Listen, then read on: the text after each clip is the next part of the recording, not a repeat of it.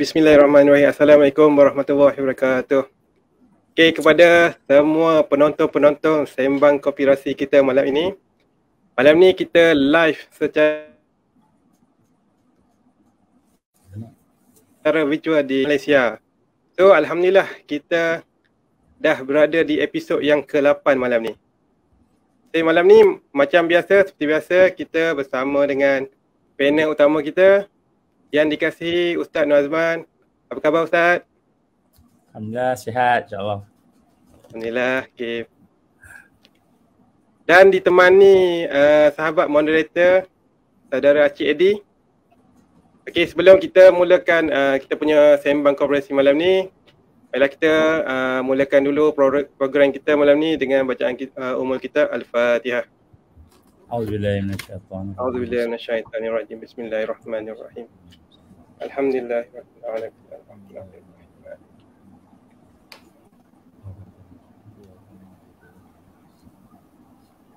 Ghairil maghdubi alaihim waladdallin.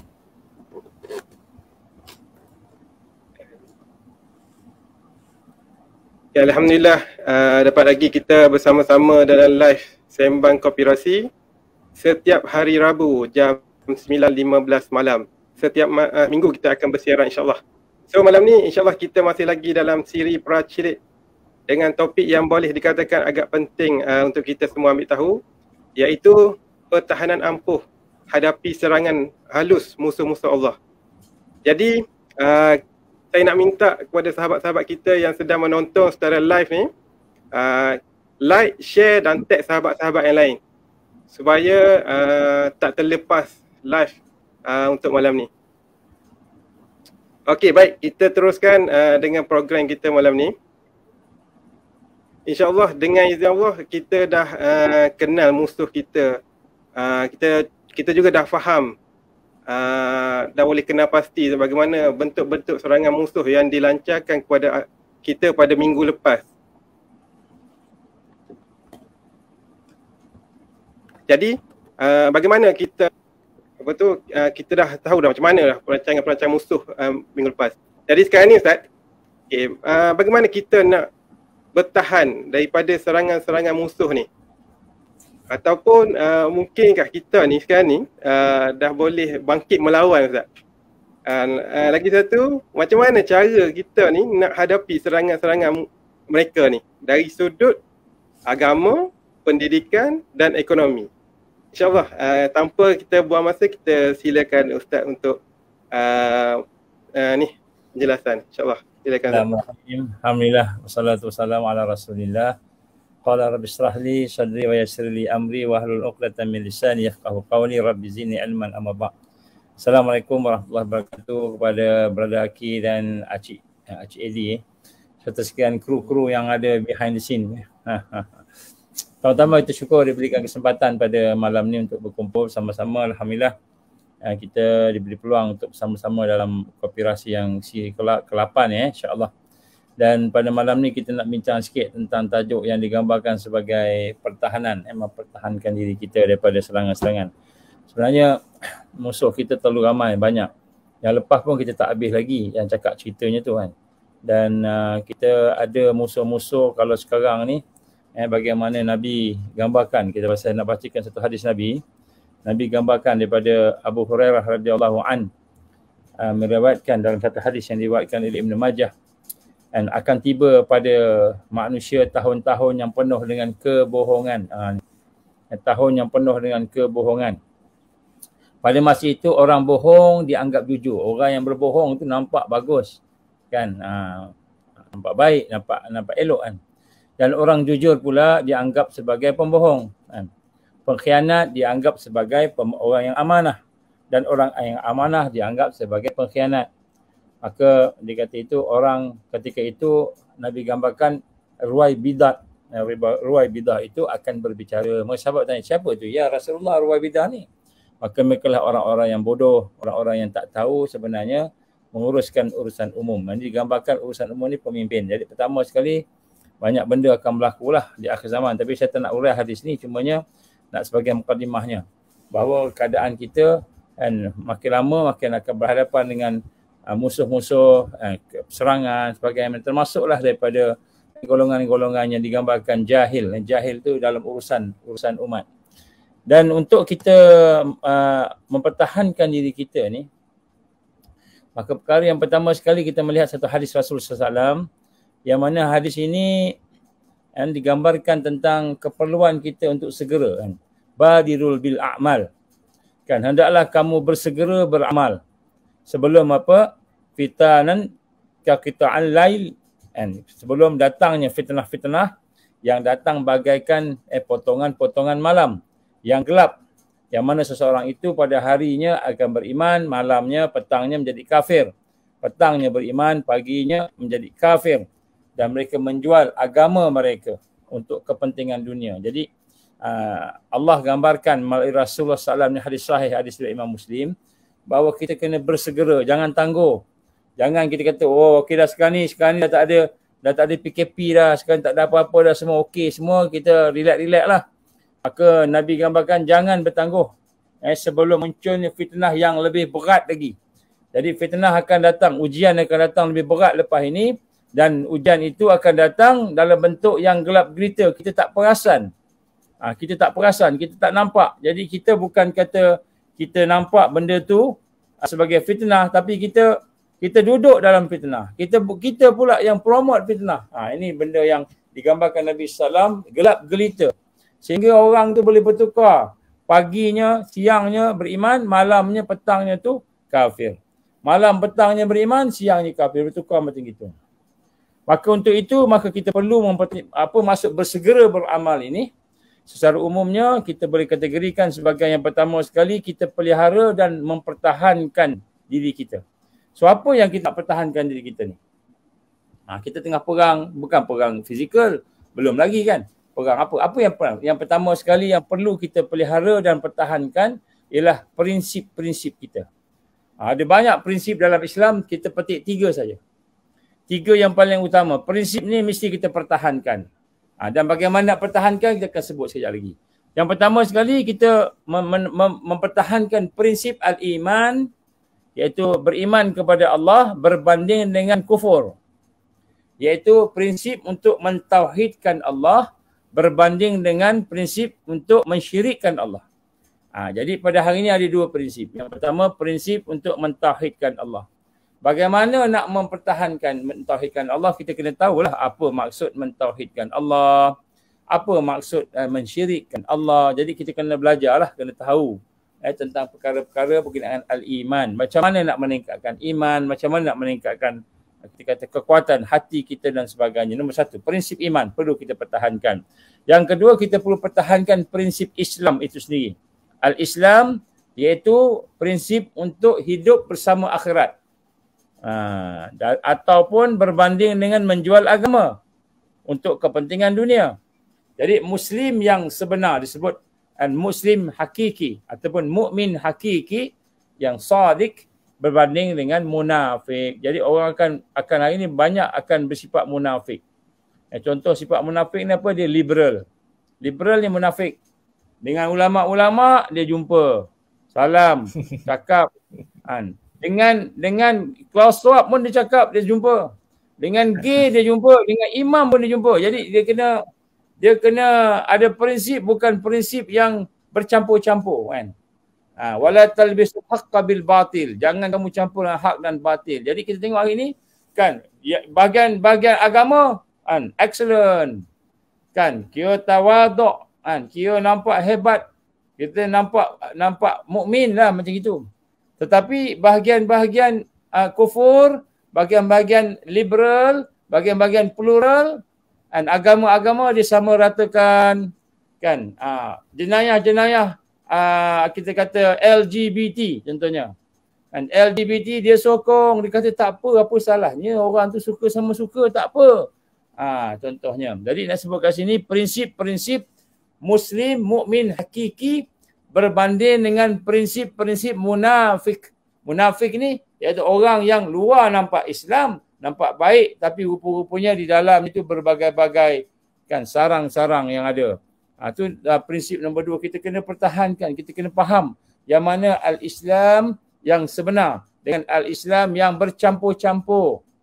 Ni kita kena tengok balik. Ini kita kena faham. Kalau tak nak pertahankan apa, kita tak tahu nak pertahankan apa. Yang ketiga ialah prinsip perjuangan. Maknanya dalam hidup kita ini bukan hanya Islam saja, iman saja, bukan hanya yang kita kata yang benar tadi, tapi kita ingin mempertahankan bahawa perjuangan dalam Islam itu adalah merupakan suatu yang wajib. Ini yang digambarkan oleh Allah Subhanahu Wa Taala bahawa bila dijadikan manusia supaya berubudiah, beribadah. Beribadah supaya menegakkan kita kata kekuatan Islam. Inni ja'ilun fil ardi khalifah. Maknanya prinsip ketiga mesti berjuang. Kita ada iman, kita ada Islam, kita ada semua sekali yang kita gambarkan sebagai orang yang baik tadi. Tetapi kita tak berjuang. Kita berjuang bukan menegakkan Islam, kita berjuang bisnes kita aja. Kita berjuang bisnes kita aja. Ataupun kita berdiam diri. Berdiam diri tak buat apa-apa, tak apalah. Macam itu. Baik. Jadi bagaimana nak mempertahankan 3 prinsip, minimal 3 prinsip. Bagaimana mempertahankan? Ada 7 langkah yang saya nak cuba kongsi pada malam ni. Yang pertama sekali, untuk kita mempertahankan prinsip-prinsip yang disebut tadi, mesti ada ilmu. Mesti ada ilmu. Ilmu apa? Ilmu berkenaan dengan akhir zaman. Selain daripada ilmu fardu ain yang kita gambarkan tu, memang kena ada lah Quran, hadis, nak belajar Quran, baca Quran, nak faham Quran, bagaimana kita nak kenal hadis, itu semua fardu ain tu kena ada lah. Macam mana nak sembahyang, nak puasa, itu semua kena lah. Tetapi untuk kita mempertahankan Islam kita, iman kita tak cukup sekadar fardu ain. Kita ingat pergi kafar dah okey dah. Kita ingat masuk sekolah agama dah okey dah. Tapi rupanya kita kena faham satu lagi ilmu yang disebut sebagai ilmu fitan. Ilmu memahami ujian, fitnah akhir zaman. Memahami musuh kita, pakatan jahat yang mereka lakukan secara tersusun. Macam mana mereka buat, macam mana mereka tipu. Melihat dengan pandangan mata kasar, melihat dengan pandangan mata hati. Jadi yang pertama sekali untuk mempertahankan diri kita mesti ada ilmu ini. Ilmu realiti, waqi' musuh. Realiti musuh yang menyerang kita tanpa kita sedar. Berapa ramai di kalangan kita sedar bahawa kita sedang berhadapan dengan perang dunia ketiga. Sebenarnya perang dunia ketiga dah berjalan, dah berlangsung dah. Semenjak daripada 9/11 tahun 2001 dah berlangsung dah, telah diisytiharkan peperangan kepada mereka yang digambarkan teroris. Sebenarnya yang digambarkan bukan teroris, tapi orang-orang yang dikatakan sebagai fundamentalis agama. Orang yang nak kembali kepada fundamentalis. Sepertinya nak kembali kepada akidah, kepada tauhid, kepada ibadah. Itu contohlah. Baik, kat sini yang pertama sekali mesti ada ilmu. Yang ilmu ni, inilah yang Ansar nak promote kepada semua orang supaya boleh belajar lah, insya-Allah. Jadi kena kenalan dengan kawan-kawan Ansar ni, dia orang semua dah tahu dah. Kalau abang Acik Edi kita tu mesti ada baju lagi. Bukan konspirasi ke apa baju dia tu. Tak ada baju lagi. Jadi kita nak tunjukkan bahawa bukan konspirasi ni, memang betul-betul realiti kan. Baik, nombor 1 Nombor 1 kan ada ilmu. Kalau tak ada ilmu ni, kita akan jadi orang alim. Orang alim yang dicucuk hidung. Macam mana cakap orang alim dicucuk hidung? Kan dia alim tapi Bila tanya nak refer kat mana, rujuk mana? Rujuk kat ahli sains. Ahli sains tu kat mana? Ahli sains tu rupa-rupanya pembuat biological weapon kat luar negara tu. Musuh kita. Dia kata apa? Mana dia bunuh orang? Mana orang Yahudi bunuh orang? Dia kata begitu. Rupa-rupanya dia tak bunuh orang cara bodoh, dia bunuh orang cara cerdik. Jadi bila tak faham tentang ilmu ni, orang alim dia cucuk hidung. Rakyat kena tipu, bulat-bulat kena tipu. Pemimpin akhirnya jadi penakut, mengecut, menjadi ejen-ejen mereka. Jadi kena perlu kepada ilmu ini, baru kita faham bagaimana nak bangkit, bagaimana nak membina kekuatan. Nombor satu. Yang kedua, tak boleh lari, mesti, wajib. Setelah kita ada ilmu itu, kita memahami bahawa kita ada musuh. Kita memahami bahawa musuh itu sentiasa dalam keadaan menyerang umat Islam, al-haq dan batil, sentiasa bertembung. Maka hendaklah kita yakin kepada perlindungan Allah. Yang kedua, hati kita, fikiran kita bukan teori, mesti rasa yakin Allah akan tolong kita. Yang mampu mempertahankan kita, yang mampu melindungi kita di akhir zaman ini, terutamanya sekarang lah, hanya Allah. Ya, sebab itulah pertahanan yang kedua yang kita nak kena sama-sama rasai, selagi hati kita tidak benar-benar bersih dan tidak benar-benar berada dalam keadaan terikat dengan Allah, kenal Allah, sifatnya, af'alnya, perbuatannya, sifatnya, namanya, zatnya, dan mentauhidkan Allah Subhanahu Wa Taala dengan sepenuh keyakinan, dan sehingga merasakan bahawa pertahanan diri, perlindungan diri, kemenangan dan kejayaan hanya daripada Allah, maka kita tidak akan dapat pertahankan diri kita. Sebab tu banyak cerita-cerita dan kisah-kisah lah kan. Contoh-contohnya bagaimana satu kisah seorang sahabat saya sendirilah. Masih hidup lagi sahabat ni kat Perak. Masih hidup lagi. Jadi tak payah sebut nama lah, nanti kan takut dia riak pula kan. Dia kata satu hari dia naik kereta. Dia naik kereta, kemudian dia baca maksurat. Masa pagilah maksurat. Dah jalan. Kemudian lepas baca maksurat sampai ke la ilaha illallah wahdahu la syarika la lahul mulk wa lahul hamdu wa huwa ala kulli syai'in qadir. Tengah dia baca tu, tiba-tiba ada lori terbabas langgar dia. Kereta dia dengan dia terjun masuk ke dalam gaung. Masuk dalam gaung masa kereta tu duduk terjun tu. Dia duduk masih lagi baca surat. Dia kata dia nak buka mata, dia takut tengok gaung tu kat bawah tu. Kan dia tutup mata, dia baca maksurat, baca zikir. Allah izin kereta dia tu kan tersekat ke ada salah satu pokok, tak jatuh ke bawah tapi dah teruk dekat lah. Keretanya remuk. Dia punya atap dia, sebab dia dah terbalik itu kan, terbalik. Atap dia remuk. Okay, dia punya enjin pun habis kan. Tapi dia selamat, Allah izin. Selamat. Ini bagaimana ketika itu mereka yang dalam keadaan berzikir kepada Allah, dalam keadaan hatinya letak kepada Allah, yakin pada Allah, Allah selamatkan. Begitu juga berlaku pada seorang saudara saya sendiri. Dan ketika dia pergi menghala ke Pulau Pinang daripada Kuala Lumpur, naik kereta juga. Keretanya laju kan. Kemudian Allah izin dia nak potong satu bas gitulah, lebih kurang bas ke lori ke, dia potong. Tetapi dia punya tempat front depan tu, dia punya kereta tu, lampu terlanggar dengan buntutnya lori ke bas itulah. Jadi berpusing sehingga 360 degree. Kemudian terberhenti, dia menghadap belakang, maknanya menghadap highway belakang, maknanya dia nampak kita ke arah dia. Dan pada masa tu apa yang ada kat dia nampak ada sebuah bas laju express, dah dekat dengan dia.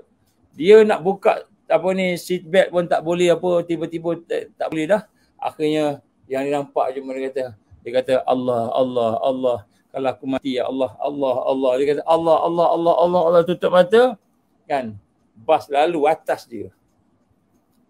atas kereta dia, lepas kereta dia tu, maknanya langgar lenyap naik atas. Allah izin selamat dia. Kereta remuk habis. kereta dia, dan dia Allah izin selamat dalam keadaan berzikir. Jadi kita nampak sini nombor satu, yakin. Al-yakin adalah pertahanan. Jadi sebab tu kita kena tingkatkan keyakinan kita kepada Allah. Akidah kita, keyakinan kita, bersihkan hati kita. Yang ketiga ialah amalan. Untuk pertahanan diri kita ni supaya kita nampak tipu daya yang ada di hadapan ini. Saya sering cakap kepada sahabat-sahabat Ansar yang mana pada kesempatan saya kata antara amalan-amalan mempertahankan diri dan keluarga kita yang menjadi benteng, jadikan benteng rumah kita ni sebagai benteng. Kita adalah menghidupkan Al-Quran dalam rumah kita. Baca Quran. Bukan baca Quran supaya Allah benteng rumah kita daripada 5G ke, daripada apa ke. Tapi baca Quran dalam rangka nak menghidupkan hidayah Allah, taufik Allah dan nak menghidupkan barakah dalam rumah tadi. Maka kita baca, maka insya-Allah rupa-rupanya Al-Quran itu dia punya kekuatan-kekuatan yang tersendiri. InsyaAllah salah satu daripada perkara yang boleh menghalang untuk datangnya kita kata perkara-perkara yang daripada sains ni, 5G dan sebagainya. Jadi itu salah satu contoh. Jadi kena ada amalan, dan amalan ni mesti kita dapatkan daripada sumber-sumber yang baik, yang muktabar, yang sahih. Dan kita nak sebut kat sini antara amalan-amalan yang kita nak gambarkan pada malam ni untuk pertahankan diri kita, kita baca surah Al-Kahfi. Kalau nak baca seluruhnya, contohnya kita baca hari Jumaat tu baca satu surah. Nabi kata baca seluruh surah. Hari Jumaat satu surah, surah Al-Kahfi. Kalau tiap-tiap hari lebih baik kita baca 10 ayat. 10 ayat yang pertama, 10 ayat yang terakhir. Baca, jadikan amalan. Nak keluar rumah mesti baca. Sebelum keluar rumah mesti baca surah Al-Kahfi. Jangan tunggu kita dah kena. Pengalaman daripada sahabat-sahabat kita yang mengamalkan surah Al-Kahfi ni banyak amalan-amalan ni. Jadi antaranya ialah bagaimana seorang yang terlibat dengan politik. Allah izin ini orang politik lah. Tapi dia baca banyak surah Al-Kahfi sebut. Alhamdulillah dia nak keluar mesti baca 10 ayat tu. Mesti baca. 10 ayat awal ataupun 10 ayat akhir. Surah Al-Kahfi. Bila dia baca dia kata, bila dia melihat kawan-kawan dia kaki temberang, kaki tipu, kaki semua-semua, dia Alhamdulillah dia kata Allah lindung dia daripada tipu daya mereka. Allah tak masukkan dia dalam golongan mereka.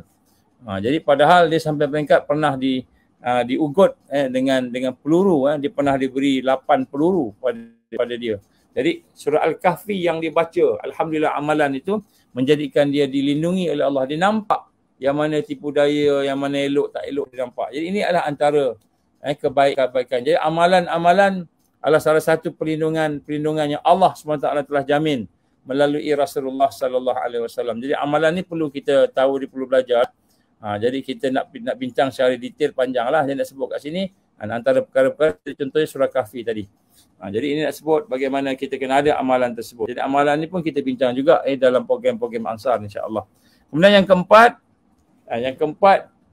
untuk mempertahankan diri kita daripada gangguan-gangguan, daripada serangan-serangan, hendaklah kita hidup bersama dengan kelompok yang insya-Allah salih, yang digelar oleh Rasulullah sebagai Taifah. Taifah Mansurah. Taifah maknanya kelompok yang diberikan kemenangan tadi. Hidup bersama mereka yang ikhlas, mereka yang ukhuwah hanya benar-benar kerana Allah, bukan ukhuwah kerana projek.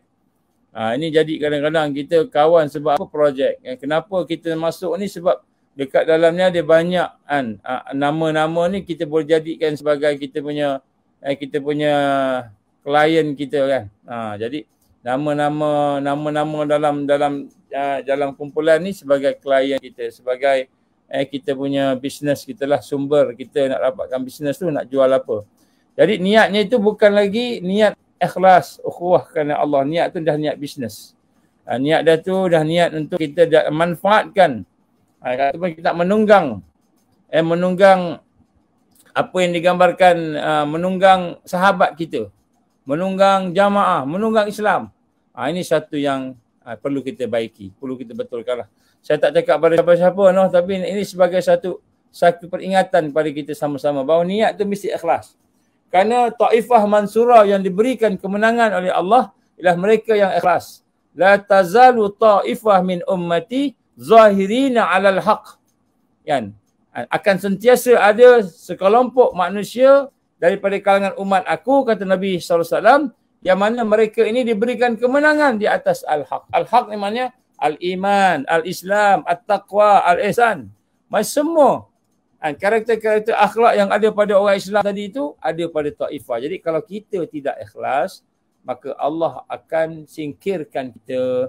Jadi orang yang ikhlas saja akan bersama dengan orang ikhlas.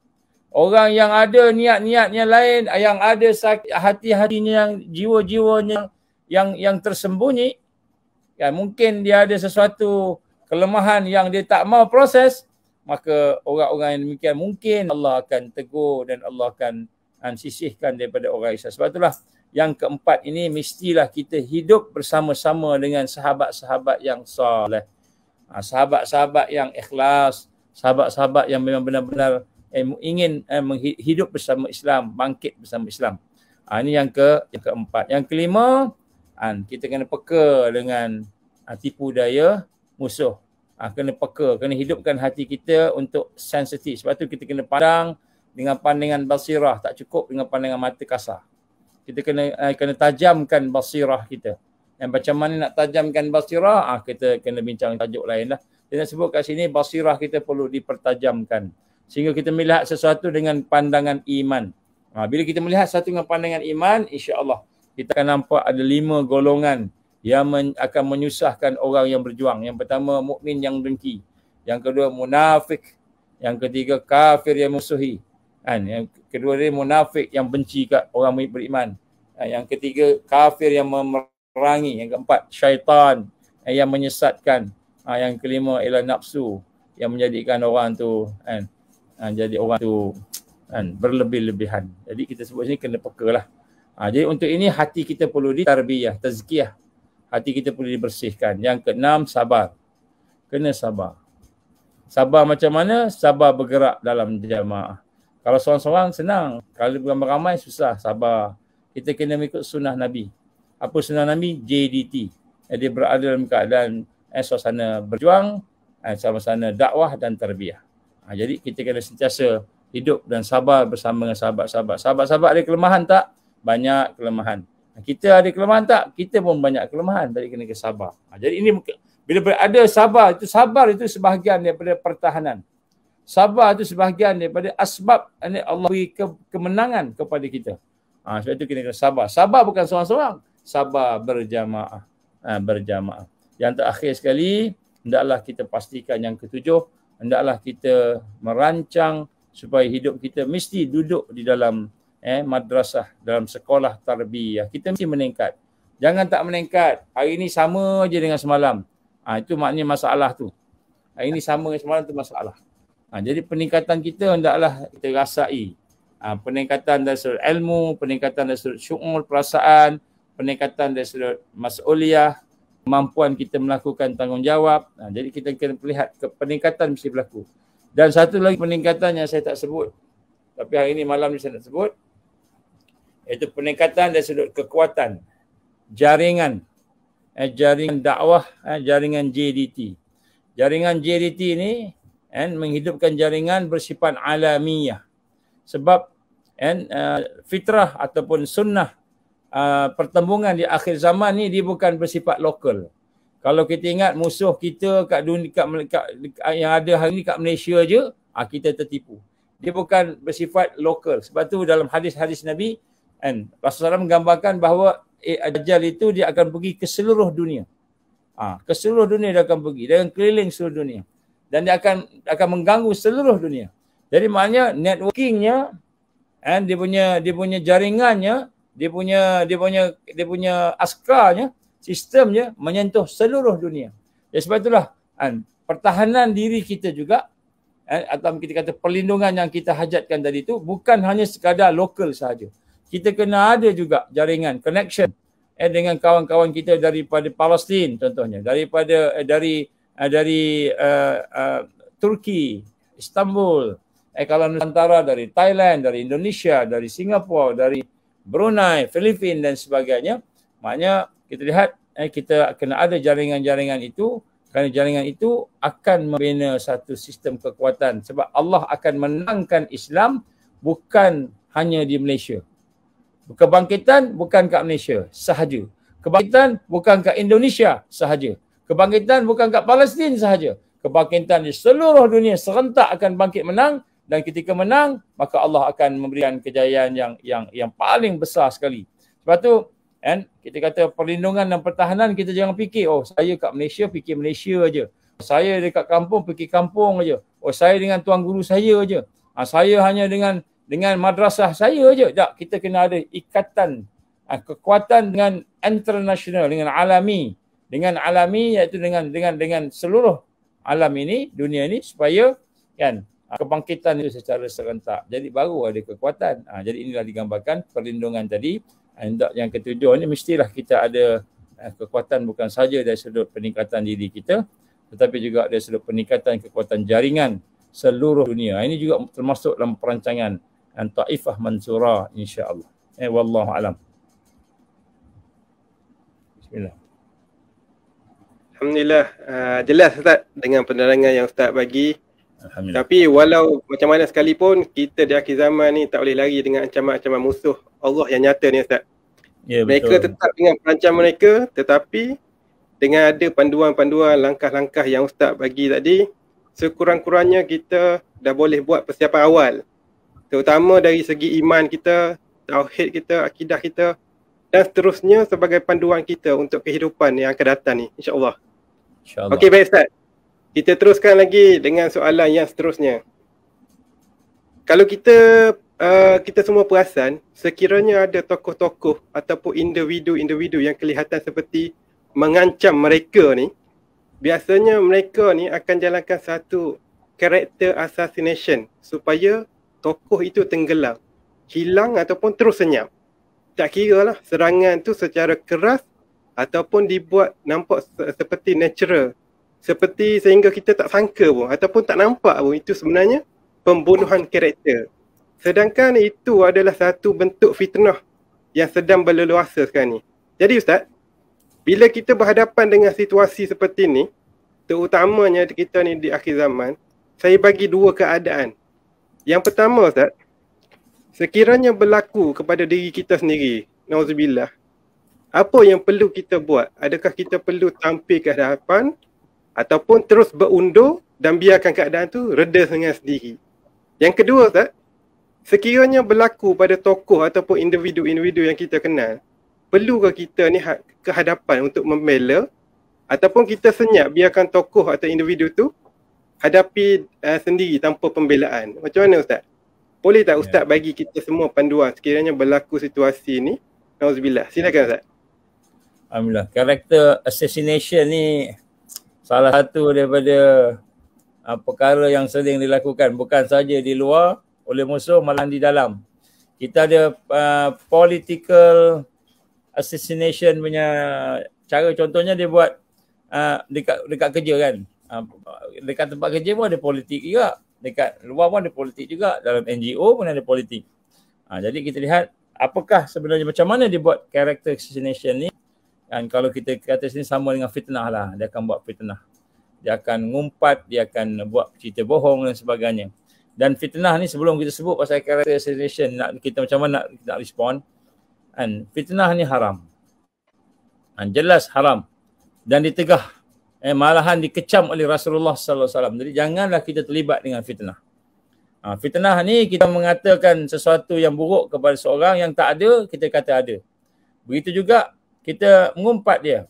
Jadi itu Allah gambarkan melalui Rasulullah SAW, apa dia? La yadkhulul jannah, kata Rasul sallallahu alaihi wasallam dalam hadis riwayat Hudzaifah yang telah diriwayatkan oleh Bukhari dan Muslim. Apa kata Nabi sallallahu alaihi wasallam? La yadkhulul jannah nammamun ataupun nammamun. Nammaman. Kata tidak akan masuk syurga bagi mereka yang menyebarkan fitnah. Jadi janganlah kita kata, oh aku ni dah cukup alim, aku dah cukup banyak, bagus. Tetapi kita menyebarkan fitnah. Fitnah kepada orang yang kita kata kita nak assassinationkan karakter dia tadi. Jadi maksud namman ini ataupun nammam ini, para ulama mengatakan ialah kita bercakap kepada manusia, orang ramai untuk tujuan merosakkan hubungan dia. Kita cakap dengan orang tu supaya orang tu rosak hubungan dengan dia. Itu namanya nammam. Nammam ni adalah fitnah.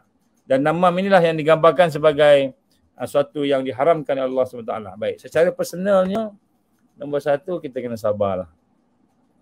Kalau orang kata Acik Aki ni, Acik Edi ni, Acik Edi ni, macam-macam lah, gini gitu. Ya, macam-macam lah kan. Dia pun keluarkan gambar macam-macam. Hari ni orang banyak percaya dengan gambar dan video. Kan keluar keluar gambar, terus ulasannya kan berjala-jala, boleh buat kitab berjilid-jilid kan. Ataupun keluar video, padahal video tu dia edit. Padahal gambar tu dia edit kan. Jadi pun boleh jadi. Jadi semua jadi pakar instant expert kan. Cerita macam-macam. Baik, jadi sini yang pertama sekali, bagi bila kita diserang, nombor satu kena sabar. Sabar. Sadbara. Tu fitnah ni jawapannya sabar. Ubatnya sabar. Sabar je. Kan? Jadi sabar ni maksudnya kita diam dan minta pada Allah. Diam dan minta pada Allah SWT. Kita nak tengok apa Allah gambarkan bila bila orang salih kena fitnah. Contohnya dalam surah An-Nur ayat 11-12, ayat ni panjang. Allah gambarkan innal ladzina ja'u bil ifq. Jadi ayat sebenarnya panjang kita baca maknalah. Apa Allah gambarkan? Ini kisah Aisyah dituduh dengan Safwan. Kalau kita ingat peristiwa dia tertinggal dalam satu peperangan, kemudian tiba-tiba Safwan datang sampai, Safwan pun kata, ini isterinya Rasulullah, maka dia pun turun daripada unta dia pun tak tengok, dia pun minta Aisyah naik terus tak tengok, terus jalan kan. Ceritanya panjang lah.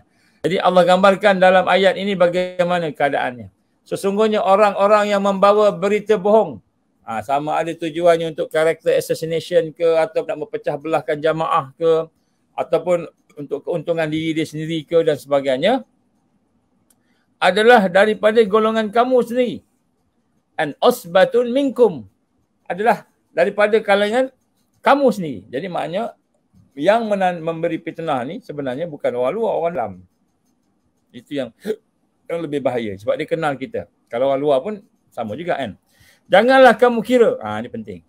Ini untuk kita nak tengok hati kita. Hati kita bila kena fitnah. Maka apa Allah gambarkan? Janganlah kamu sangka bahawa berita bohong itu buruk. La tahsabuhu syarran lakum. Jangan kamu sangka, jangan kamu rasai bahawa berita itu buruk. Bal huwa khairul lakum. Bahkan kata Allah Ta'ala, ia adalah satu baik bagi kamu. Jadi bila orang fitnah kat kita, nombor satu, kita kena sabar dan diam. Kenapa? Sebab yang dia cakap tu buruk, kita ingat tak baik. Tapi Allah kata apa? Rupa-rupanya bahkan adalah baik bagi kamu. Jadi tiap-tiap seorang dari mereka akan mendapat balasan dari dosa yang dikerjakan. Semua orang yang buat itu semua akan dibalas oleh Allah. Apa kita nak risau-risau kan? Dan kemudian siapa di antara mereka yang mengambil bahagian yang terbesar, yang menyebarkan bohong itu, baginya azab yang azim, azab yang pedih. Lahu azabun azim. Allah memberikan azab yang azim, yang pedih, yang agung pada mereka. Maka Allah gambar-gambar tiap-tiap mengapa di waktu kamu mendengar berita bohong, orang-orang beriman, laki-laki dan perempuan tidak bersangka baik terhadap diri mereka sendiri. Jadi kita ni mendengar kita bohong, kita tak ada sangka baik. Kita tak ada sangka baik. Kita tidak melihat sesuatu dengan kacamata iman tadi. Dan mengapa tidak berkata ini adalah satu pembohongan yang nyata. Jadi yang pertama sekali, bagi orang yang mendapatkan fitnah tu, bagi individu macam kita lah. Jadi Allah gambarkan kepada kita yang pertama sekali, kan sabar dulu. Kenapa? Kerana fitnah itu bukanlah semuanya bukannya buruk, baik sebenarnya. Ulama hurai apa maksud baik ni? Yang pertama, kejahatan dosa tu akan kena pada orang yang buat, tak kena pada kita. Yang kedua, Allah akan gantikan segala malulah apa semua tu Allah akan gantikan dengan ganjaran yang hebat. Jadi orang yang buat fitnah ni, dia tak akan diampunkan oleh Allah sehingga orang yang difitnah itu mengampunkannya. Jadi ini susah ni kan. Kalau dosa lain tak apa lagi. Yang kedua. Jadi yang ketiga ni kan, Allah SWT akan naikkan darjat kita. Allah akan bagi sesuatu. Allah akan bebaskan. Berapa banyak sangat dia boleh cakap kan. Jadi nombor satu, bagi orang yang terkena tu, dia kena sabar dan kemudian sentiasa minta kepada Allah kekuatan. Jangan kita risau. Allah sendiri sebut dalam surah An-Nur ini, ayat 11 dan 12, bahawa sesungguhnya apa yang berlaku itu adalah merupakan perkara yang Allah nak uji kesabaran kita. Mungkin juga ada kebenaran pada apa yang disebut tadi kan. Baik. Yang kedua, bagaimana kalau ada orang-orang alim, ulama-ulama kita ataupun pemimpin-pemimpin kita ataupun tokoh-tokoh di kalangan orang Islam itu yang difitnah, adakah kita nak berdiam diri? Ini bagi kita pula kepada orang lain. Maka di sinilah kita lihat apa yang berlaku pada sahabat-sahabat Rasulullah sallallahu alaihi wasallam. Nabi SAW bila difitnah, Nabi difitnah dengan macam-macam. Dengan syair pun ya, dengan kata-kata secara langsung pun ya, dengan kata-kata secara indirect pun ya, macam-macam lah. Dikata majnun lah, gila, dikata tukang sihir lah, dikata pemecah belah lah, macam-macam. Tapi Nabi tak jawab. Tetapi yang jawab siapa? Sahabat-sahabat. Ka'ab bin Malik radhiyallahu an, salah seorang penyair. Dia menjawab setiap kali syair datang, setiap kali tuduhan, tomahan, fitnah daripada musyrikin, dia akan jawab. Dia akan jawab dengan keadaan yang lebih baik lagi. Kan, kamu katakan dia gila, tapi dialah seorang yang berperi kemanusiaan. Adalah dia punya ayat-ayat dia tu. Jadi kita nak pasti dia pertahan. Sahabat-sahabat pertahankan. Contohnya ketika peristiwa Isra' Mi'raj, apabila Abu Bakar As-Siddiq radhiyallahu an didekati oleh orang musyrikin, dia kata, Abu Bakar, aku nak cakap dengan kau hari ni. Engkau percaya tak kalau ada seorang cakap malam tadi dia pergi ke langit. Kemudian dia daripada Mekah pergi ke Baitul Maqdis, pergi ke langit yang paling tinggi, patah balik, bantalnya, tiramnya masih panas lagi. Maknanya cepat sungguh. Kau percaya tak? Ni peristiwa yang pelik ni, dia kata. Apa kata Abu Bakar As-Siddiq radhiyallahu an? Itu satu yang aneh, yang pelik kan. Siapa dia yang cakap tu? Maka kata mereka, itulah Muhammad kawan kau tu cakap macam tu. Dia kata dia pergi ke Baitul Maqdis, kemudian naik ke Sidratul Muntaha, kemudian patah balik sekejap, tak sampai satu hari, satu malam aja. Kau percaya ke orang gila macam tu? Maka apa kata Abu Bakar As-Siddiq radhiyallahu anhu? Kalau Muhammad yang cakap, dia kata, kalau Muhammad yang cakap, maka aku lebih daripada itu boleh aku percaya. Dia kata. Jadi Abu Bakar ni terkenal dengan seorang yang bijaksana. Dia bukan cakap sebarang-sebarang. Dia pun ada fakta dia. Dia pun ada hujah dia. Tapi bila sangkut dengan keimanan sampai orang tuduh Nabi ni gila, Nabi ni pembohong, Nabi macam-macam, dia akan sebut.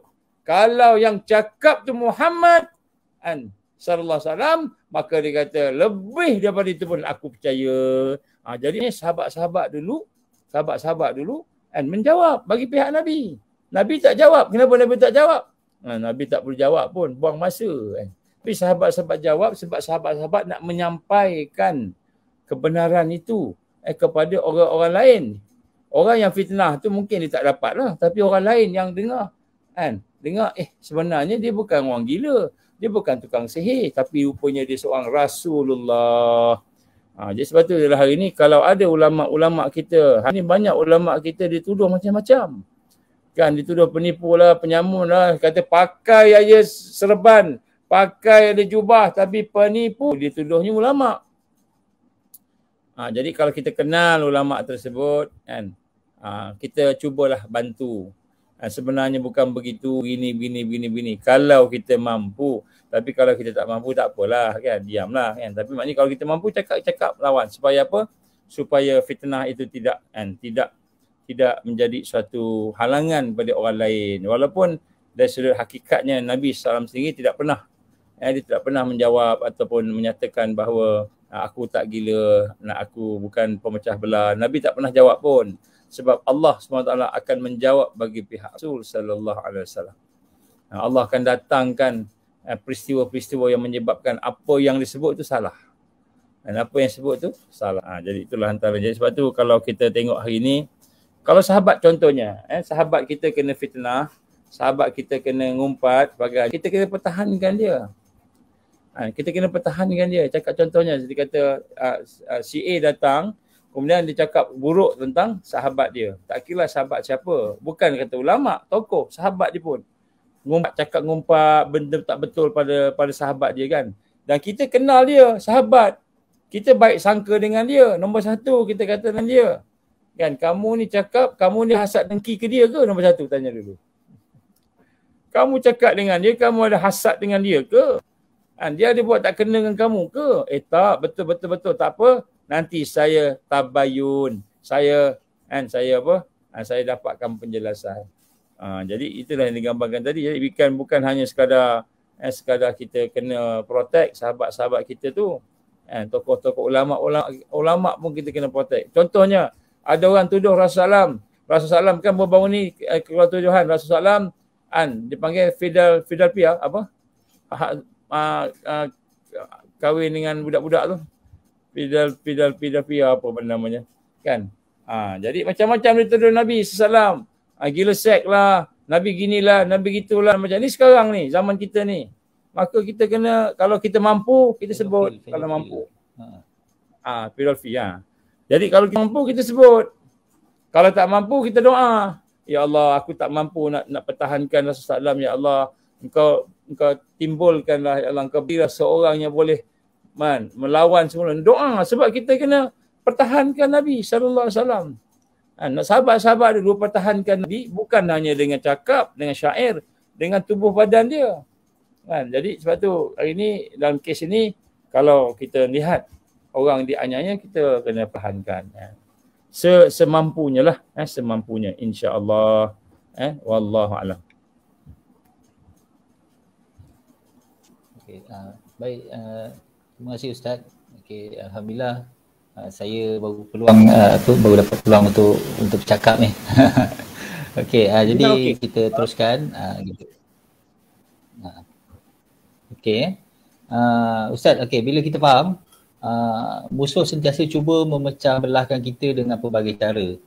Okey, dalam hal ni pasti membuatkan kita khususnya sesama Muslim sendiri akan berselisih pendapat lah. Okey, boleh tak Ustaz bantu bagaimana kita nak menangani perselisihan pendapat atau pandangan tanpa merosakkan ukhuwah? Dan adakah adanya adab tertentu atau khusus dalam menangani perselisihan pendapat dalam Islam ni lah? Dalam suasana yang kata akhir zaman ni kan, perpecahan, perselisihan pendapat itu memang dah jadi satu lumrah. Jadi ini yang kita nak minta Ustaz cerahkan lah. Mungkin ada cara dia tu. Baik, yang pertama sekali Allah berfirman dalam Al-Quran surah Al-Ma'idah ayat 19, ayat 91. Innama yuridu syaitan an yuqi'a bainakumul adawatal wal baghdha. Sadaqallahu alazim. Allah menggambarkan innama yuridu syaitan. Sesungguhnya syaitan dia sangat-sangat berkehendak, sangat-sangat mahu supaya kamu sama kamu itu bersuhan dan berbencian antara kamu. Jadi sebab tu pertama sekali bila kita ada perselisihan faham ataupun berbeza pandangan. Bila kita berselisih faham, berbeza pandangan, nombor satu kita kena ingat bahawa ada pihak ketiga. Jadi bukan saja perempuan lelaki duduk berdua-dua tu ada pihak ketiga tengah-tengah, syaitan. Tak. Bila kita berselisih faham, berbeza pandangan, bila kita tak sama pandangan kita, ada pihak ketiga. Allah gambarkan sini asy-syaitan, yang mana dia akan menimbulkan permusuhan dan kebencian dengan sebab selisih faham tu. Selisih faham tu okey. Biasalah selisih faham. Acik Edi suka pakai baju hijau. Ada Aki suka pakai baju biru. Biasalah tu. Ada beza pandangan kan. Takkan semua nak ikut acik je. Semua hari ni kita pakai hijau semua. Hari ni kita pakai biru semua. Tak boleh kan. Tidak fitrah. Tidak natural lah. Jadi betul ada perbezaan. Cuma kita kena ingat. Kan, apabila berlaku perbezaan pandangan, perselisihan pendapat, sama-sama kita mukmin ni, kita kena ingat bahawa tengah-tengah tu ada syaitan yang nak menimbulkan kan adawatu dan juga baghdha tadi, iaitu bermusuh dan benci. Maka sebab itulah bila kita berhadapan dengan perbezaan pandangan, mula-mula sekali astaghfirullahalazim, a'udzubillahi minasyaitonirrajim. Mula-mula tu. Jadi kita kena minta dulu sebab Allah gambarkan ni memang dia ada kat situ. Selit dia tunggu. Acik cakap apa? Acik cakap apa? Kan? Acik cakap A, kan? Aki cakap apa? Aki cakap B. Dia pun lagakan A B kan? Lala tarik rambut kan? Lala tubuh kan? Baik. Jadi yang pertama ada syaitan. Nah, Allah gambarkan ada syaitan yang akan menyebabkan kita bermusuh dan berbenci antara satu sama lain. Jadi sebab itulah kita kena berwaspada. Bila ada bersih pandangan je, auzubillahi minasyaitonirrajim. Tak kuat-kuat sangat, takut nanti orang ingat kita cakap kat dia. Auzubillahi minasyaitonirrajim, hati kita. Okey. Yang kedua, kita nak kena tengok kan, bahawa bagaimana kita mesti ada satu sifat at-tawadhu'. Nombor dua. Nombor dua, tawadhu'. Kita tengok Abu Bakar As-Siddiq radhiyallahu anhu bersama dengan sahabat-sahabatnya satu ketika bersisih pandangan, berbeza pandangan. Punya berhujah, tiba-tiba Abu Bakar meninggikan suaranya radhiyallahu anhu. Dia kata apa? Aku salah, engkau betul. Walaupun Abu Bakar betul, dia kata aku salah, engkau betul. Sahabat tanya, kenapa? Ya Abu Bakar, ya Amirul Mukminin, kenapa? Kerana suara aku lebih tinggi daripada engkau. Aku dah rendahkan kau. Aku dah tinggikan diri aku. Astaghfirullah. Dia tak kira siapa betul. Yang penting aku salah. Aku dah tinggikan suara aku daripada engkau. Maknanya di dalam kita bersama sahabat ni, satu sifat yang kita kena sama-sama develop, sama-sama kita bina, sama-sama kita hidupkan, terutama di akhir zaman ialah perasaan tawadhu'. At-tawadhu' ini kita sentiasa merendahkan diri kita sesama sahabat. Kenapa? Kerana walaupun sahabat tu nampak macam lekeh, nampak tak ada apa, tapi sebenarnya dia ada iman, dia ada takwa, dia ada amal yang Allah SWT sahaja tahu kehebatan. Kita rasa kita ni banyak dosa tak? Banyak dosa. Jadi dosa kita ni belum tahu lagi, kan? Lebih macam mana, kan? Jadi kita pun tawadhu' contohnya. Jadi tanda kita tawadhu' tu apa? Tanda kita tawadhu' itulah husnul dhan. Tanda tawadhu' ni kita berbaik sangka. Terutamanya kalau itu sahabat kita itu beriman. Terutamanya dia kalau berilmu. Terutamanya kalau dia bertakwa. Kita nampak takwa dia, ilmu dia. Nampak kan? Bagaimana takarub dia dekat dengan Allah Subhanahu Wa Taala. Maka yang kita tanda tawadhu', kita baik sangka dengan dia. Walaupun pandangannya nampak macam lekeh, tapi baik sangka. Baik sangka dengan dia. Apa Allah firmankan dalam suratul Hujurat ayat 12. Ya, ayat 12. Ya ayyuhallazina amanu istanibu katsiran minadh-dhann. Inna ba'dadh-dhann al-ism. Allah gambarkan, wahai orang beriman, janganlah kamu ataupun jauhilah kamu daripada bersangka-sangka, persangkaan-persangkaan, supaya tidak sampai kepada perkara yang diharamkan. Kerana sesungguhnya kata Allah, sebahagian besar daripada sangka itu dosa. Jadi Allah gambarkan sangka ni dia ada baik, tapi ada juga dosa. Jadi tanda kita ni kan tawadhu' kepada Allah, tawadhu' kepada Islam dan kepada sahabat kita tadi, maka kita baik sangka dulu. Bila dia cakap, kita fikir. Betul tak betul? Kalau kita beza pandangan lah. Dan kemudian Allah gambarkan lagi, jangan kamu wala tajassasu, jangan kamu mencari-cari kan kelemahan dia, mengintip kelemahan dia, tengok kat mana dia hujah dia salah. Kita tengok je kat mana dia salah cakap. Kat mana kita bantai dia balik kan. Ataupun kita cari kan, kita kata kesalahan-kesalahan dia. Ataupun mencari kesalahan dan keaiban, ataupun kita mencari keaiban dia. Kemudian Allah gambarkan juga, jangan kamu mengumpat setengah daripada yang lain. Mahukah kamu makan daging saudara kamu? Tentu kamu akan jijik. Jadi Allah gambarkan dalam ayat ini bagaimana kita kena bertakwa. Kita beritahu. Tapi yang di akhir ayat ini Allah kata, wattaqullah, bertakwa, innallaha tawwabur rahim. innallaha tawwabur rahim, bertakwalah kepada Allah, sungguhnya Allah menerima taubat lagi Maha Pengasih. Jadi Allah gambarkan kat sini, bila kita berbeza pandangan, dekat situ kemungkinan ada sangka buruk. Sangka buruk, su'udzon. Sangka buruk tu dosa. Kemudian kita pula tengok, cari pula kelemahan dia, cari pula keaiban dia, cari pula kesalahan dia, maka dekat situ dosa. Kemudian kita ngumpat dia pula, berdosa. Maka sebab tu di akhir tu Allah kata apa? Wattaqullah, bertakwa kepada Allah. Innallah at-tawwabun Tawwabur Rahim, Allah Taala penerima taubat dan Maha Mengasihi. Jadi yang pertama at-tawaduk. Tawaduk baik sangka.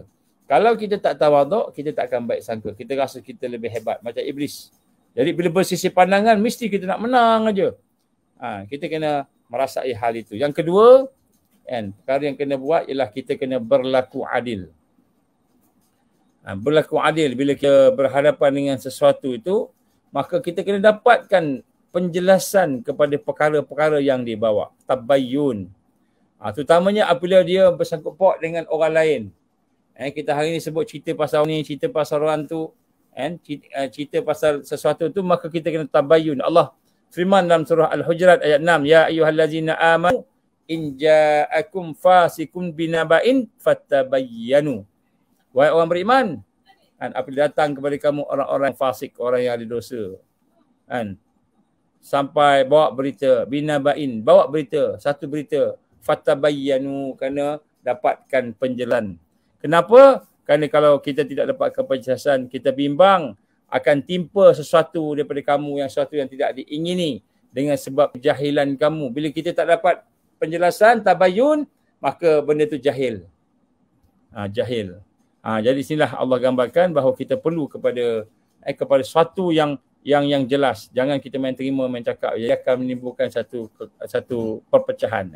Dan yang akhir nak sebut kat sini sebagai satu kita nak sama menjadikan sebagai panduan kita lah. Adab-adabnya banyak. Adab berbeza pandangan banyak. Tapi sambil 3 ni saja. Sebagai mukadimah, sebagai kita kata asas kita ni. Yang ketiga ialah kita rujuk kepada hakam ataupun kepimpinan. Sebab pentingnya ada ta'ifah. Mesti ada ta'ifah tadi, mesti ada kelompok tadi. Sebab setiap kelompok itu mesti ada kepimpinan. Sebab apa? Dalam satu hadis yang panjang yang diriwayatkan oleh Irbid, bagaimana dia telah menceritakan tentang wasiat Rasulullah sallallahu alaihi wasallam berkenaan dengan keadaan di akhir zaman akan berlaku banyak perselisihan. Hendaklah kamu bertakwa, kata Rasulullah sallallahu, dan hendaklah kamu dengar dan taat kepada pemimpin-pemimpin kamu yang bertakwa tadi, walaupun dia itu seorang hamba. Jadi maknanya Nabi gambarkan di akhir zaman ni kena taat pemimpin. Mesti ada pemimpin yang menjadi penyelesainya. Kalau kita seorang-seorang tak selesai, macam mana? Mesti ada pemimpin. Kemudian digambarkan Rasulullah, walaupun dia seorang hamba, orang yang hina, tak ada apa-apa, tapi dia pemimpin yang bertakwa tadi. Kenapa? Kerana kalau sekiranya umur kamu panjang akhir zaman, maka kamu akan melihat perselisihan, perbezaan pandangan yang banyak. Jadi hendaklah kamu mengikuti sunnahku dan sunnah khulafa ar-rasyidin al-mahdiyin. Jadi Nabi gambarkan macam mana nak tahu pemimpin itu soleh tadi, dia akan mengikut sunnah Nabi dan sunnah khulafa ar-rasyidin al-mahdiyin. Jadi kita kena ada pemimpin. Sebab tu di akhir zaman salah satu perkara untuk menyelesaikan masalah-masalah kita mesti ada pemimpin. Dan pemimpin tu selalunya dalam kelompok mesti ada syura dia. Mesti ada dia punya syura yang dia akan mesyuarat, dia akan bincang dengan adil, dengan imannya, dengan takwanya kepada Allah Subhanahu Wa Taala. Dan itu dah penting supaya kita tidak berpecah. Jadi ada 3. Yang pertama sekali tawaduk, yang pertama sekali kosong. Yang kosong, setiap kali bersisipah mesti ada setan. Jadi bila kita nak bincang pasal orang lain ni, umpat ke fitnah orang ni, dengar cerita tu, ingat ada syaitan duduk dekat sebelah kita. Dengar duduk api-apikan kita. Okey, yang pertama kena tawaduk. Tawaduk dengan sahabat kita. Tawaduk ni main baik sangkalah. baik sangka. Yang kedua, kita kena benar-benar berlaku adil dengannya. Kita kena dapatkan betul-betul penjelasan. Jangan mendengar aja. Dan yang ketiga, hendaklah kita rujuk kepada kepimpinan dan syura. Kepimpinan dan syura supaya kita tidak akan terperangkap dengan perselisihan, perbezaan pandangan yang direka, yang dibuat terutamanya oleh musuh-musuh Islam di akhir zaman ini, insya-Allah. Itu lebih kurang lah. Mudah-mudahan ada panduan sikit lah untuk kita sama-sama melihat. Sebenarnya tajuk ni panjang sebenarnya. Tajuk adab-adab dalam bersih pandangan tak panjang. Tapi 3 ni kita tengok dulu, insya-Allah. Mudah-mudahan Allah bebaskan kita daripada perpecahan. Baik. Okey, terima kasih Ustaz. Jadi mungkin nanti kita boleh buat satu episod khas lah berkenaan dengan tajuk ni lah, insya-Allah. Okey, Ustaz, seterusnya kita sedia maklum fitnah Dajjal ni antaranya adalah fitnah dalam dunia kecanggihan teknologi lah zaman sekarang ni kan. Ini kerana teknologi itu sendiri yang juga kita fahami sebagai teknologi fikir. Sudah wujud beribu tahun yang mereka ni sebenarnya dah lama kaji lah. Dan sememangnya dikuasai oleh iblis yang sudah hidup sekian lama. Okay, dalam hal ini Ustaz, bagaimana mungkin teknologi fikir ini akan dicantas menggunakan teknologi zikir? Mungkin Ustaz boleh kongsi sedikit daripada segi gelombang, frekuensi dan lain-lain. Ini salah bentuk ancaman juga ni. Mungkin Ustaz boleh share tak? Baik, ini uraiannya panjang. Kalau formula tu ada Planck constant. Dia ada macam-macam constant dia punya, kan dipanggil energy wave theory. Energy wave theory ni antara teori yang menggambarkan bahawa kalau Einstein dia ada E equal to mc square. M tu mass, E tu energy, tenaga. Sama dengan mass dikalikan dengan kelajuan constant. Constant ni kelajuan cahaya kuasa 2. Ini kajian Einstein lah. Kemudian dikaji juga oleh orang-orang yang lain. Bagaimana yang digambarkan oleh contohnya teori of Planck teori contohnya. Sama dengan HF. HF ni mana H tu constant. Dipanggil Planck constant. F tu frekuensi. Jadi rupanya frekuensi didarabkan dengan H, dia akan dapat energi juga. Jadi bila kita tengok balik macam itu, bila kita zikir ni rupa-rupanya pun frekuensi juga. Kalau kita cakap macam sekarang ni, kan kita boleh detect berapa frekuensi dia. Kita boleh detect berapa energi yang ada. Boleh kita kesan lah. Jadi boleh dikesan, boleh detect dan sebagainya. Dan frekuensi ni dia ada yang tinggi, yang rendah dan sebagainya. Setiap tinggi rendah tu dia ada dia punya kita kata energi dia yang tersendirilah, insya-Allah. Jadi bila kita melihat yang itu, maka contohnya ketika datang Al-Masih Dajjal, kan Nabi digambarkan telah ditanya oleh Aisyah radhiyallahu anha. Dia kata, ya Rasulullah, agaknya masa Dajjal datang besok, dan apa makanan orang beriman tak ada makanan. Jadi kita nak kena rasa orang beriman tak ada makanan ni. Jadi digambarkan oleh Sallam bahawa mereka akan diberi makanan malaikat. Malaikat ni apa? Ya Rasulullah. Itulah disebut subhanallah, walhamdulillah, wala ilaha illallah, Allahu akbar.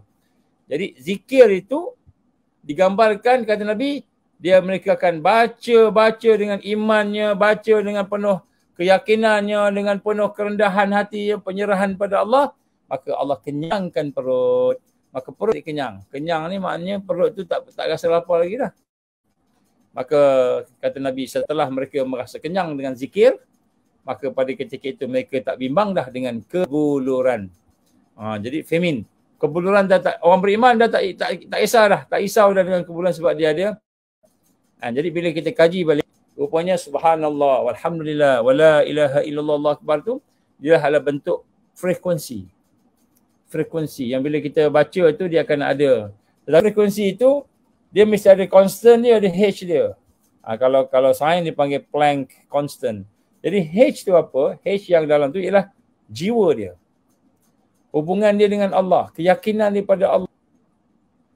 Jadi inilah yang akan menyebabkan kekuatan frekuensi yang dibaca tadi itu menjadikan suatu yang luar biasa. Suatu yang luar biasa. Jadi ini kadang-kadang kita kata macam pelik lah. Pelik bin Najai kalau orang apa namanya Wahabian.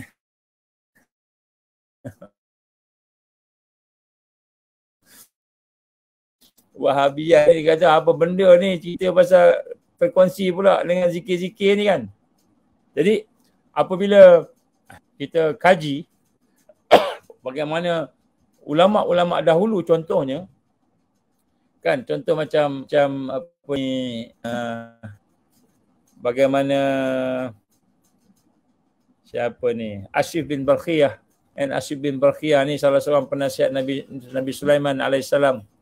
Bila Nabi Sulaiman alaihissalam mendengar tentang Balqis, dia kata, siapakah di antara kamu yang boleh membawa kan singgah sana Balqis ke sini kan, ke sini ke Palestin. Daripada mana? Singgah sana daripada Yaman kan, bawa ke Palestin ni, siapa yang boleh bawa?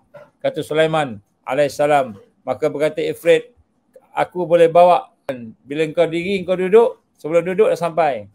Maka kata Asyif bin Barqiyah, dia kata rahimallah radhiyallahu an, dia kata apa? Dia kata, ya wahai Nabiullah, sebelum kau kelip mata dah ada, pop ada dah dekat depan. Jadi nak ikut mana macam itu? Macam mana dia boleh ambil singgah sana tu daripada Yaman menuju ke Palestin dalam keadaan yang sekelip mata? Kan? Dia nak pergi airport pun berapa jam nak kena ni kan, nak pergi airport, nak naik airport, nak baris-baris semua sekali kan.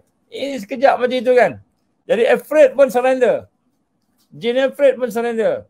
Jadi bila ulama mengkaji, ulama sains lah, ulama fizik,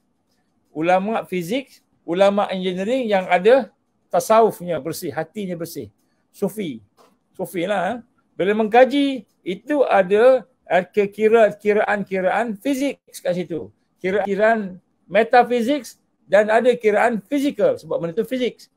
Walaupun dia metafizik yang kita tak nampak, begitu juga yang fizik sebab dia fizikal, ada fizikal. Jadi bila kita tengok itu, semua itu adalah merupakan gelombang. Semua itu adalah merupakan gelombang. Jadi digambarkan gelombang inilah yang Allah izin. Jadi apa yang dibaca oleh Asyif bin Barkhiyah ni, antara sebagian ulama gambarkan ya Hayyu ya Qayyum kan. Antaranya ya Hayyu ya Qayyum kan. Jadi disebut nama Allah. Ini kan gambarkan kan, Allah SWT inilah yang paling berkuasa. Jadi sebab pada hari ini, saya nak sebut, saya nak tegur sikit lah. Apa namanya, menteri pertahanan, sekarang dah jadi menteri pertanian dan sumber makanan. Saya bimbang, saat lagi disebut apa, dulu dia kata kapal Cina lebih besar daripada kapal kita, macam nak lawan. Sekarang kita tengok besok, macam mana nak lawan ribut ni, macam nak lawan taufan ni, macam nak lawan ni, makanan kita ni tak ada. Tak ada makanan. Baik, jadi saya nak sebut sini, sebenarnya saintis Islam yang hatinya bersih, yang hidup bersama tasawuf, kebersihan hati, yang punya ilmu yang bukan hanya ilmu bersifat fizik, tetapi metafizik, Allah izin ada karya-karya mereka yang boleh mengatasi teknologi syaitan dan iblis ni. InsyaAllah ada dah. Cuma kita tak cakap sekali lagi kita kena ni pula kan. Jadi nak sebut sini ada. Contohnya satu kisah berlaku. Cerita banyak-banyak lagi, banyak pula orang ni kan tembak pasal ni, cerita pelik ni kan. Ni bukan pelik, benda berlaku. Contoh berlaku pada seorang tuan guru. Kan? Dia tengah duduk zikir, lepas solat tahajud, duduk zikir, tiba-tiba dia nampak cahaya kat depan dia. Dia pun pergi kat cahaya tu, masuk cahaya tu, pop, dia dekat satu tempat di Afghanistan. Ketika itu Afghanistan lawan dengan Rusia. Dan Allah izin, Afghanistan sedang dikelilingi oleh, kampung tu sedang dikelilingi oleh tank daripada Rusia. Jadi, dia pula tak dengan kita kata mungkinlah kita kata Allah punya ilham kat dia, dia pergi dia tendang tank terpelanting. Tank terpelanting, dia boleh ketuk tank tu macam itu je, kalah, sehingga akhirnya kalah Rusia. Dia buah sekejap, betul dia balik semula kat Malaysia. Balik dengan cara yang kita kata lipat bumi, sebab lipat orang dulu panggil lipat bumi kan. Jadi pop masuk balik sini. Jadi kita semua tak tahu, dia pun tak beritahu. Sehinggalah satu ketika datang beberapa orang daripada Afghanistan. Cari tuan guru ni. Siap ada keratan akhbar yang menunjukkan dia mencari. Memang datang sungguh. Cari akhirnya jumpa, tapi tuan guru tu dah meninggal dunia. Jadi dia kata inilah orang yang tolong kami ketika kami diserang oleh Rusia dengan kereta tank. Dia datang, dia pijak kereta tank, dia tendang terpelanting kereta tank. Jadi kalau tengok ikut teori sains mana boleh macam tu kan. Tapi Allah punya kuasa. Sebab tu nak gambar kat sini, lillahi ma fis samawati wa ma fil ard. Kan? Kepunyaan Allah lah apa yang ada di langit dan di bumi. Jadi jangan kita takut tengok mereka kuat, hebat. Badan disasa, tengok dia punya teknologi tenteranya. Tengok dia punya kekuatan fizik, sains, physical, engineering dia. Kita melihat bagaimana kuasaan Allah lebih lagi daripada tu. Jadi contoh tadi teori zikir lah. Sebab tu Nabi gambarkan di akhir zaman nanti ramai orang berzikir. Kenapa orang berzikir? Sebab orang nak dekat dengan Allah. Orang yang berzikir sebab nak dapat duit banyak, tak jadi. Berzikir supaya dia dapat duit banyak. Duit. Ya Allah, duit. Tak jadi.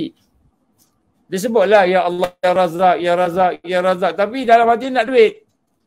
Itu tak jadi. Dia minta ke Allah apa yang Allah SWT nak bagi kat dia dengan rendah diri. Maknanya dia takut pada Allah. Inilah. Dan Nabi gambarkan di akhir zaman, ramai di kalangan umat aku yang akan berzikir. Kerana zikir itulah merupakan salah satu daripada kekuatannya. Jadi zikir ini dia ada dia punya power dari segi. Dia ada teorinya sendiri, dari sudut fizik. Cuma kita mungkin tak dapat maklumat lah. Sebab ni nak study macam mana. Sebab semua sains-sains banyak dia orang control kan. Jadi dia macam-macam teori yang membutakan kita. Tapi yang penting ialah saya perasan, alhamdulillah, bertemu dengan beberapa orang saintis kita, sahabat-sahabat kita, saintis kita ni, yang mana dengan hati yang bersih, tasawufnya kuat, imannya kuat, syariatnya kuat. Alhamdulillah, Allah bagi ilmu yang luar biasa. Ilmu luar biasa. Ada seorang ni, dia dah ada dah benda ni. Contoh. Ni teknologi yang dah ada ni. Contohnya, apa dia panggil?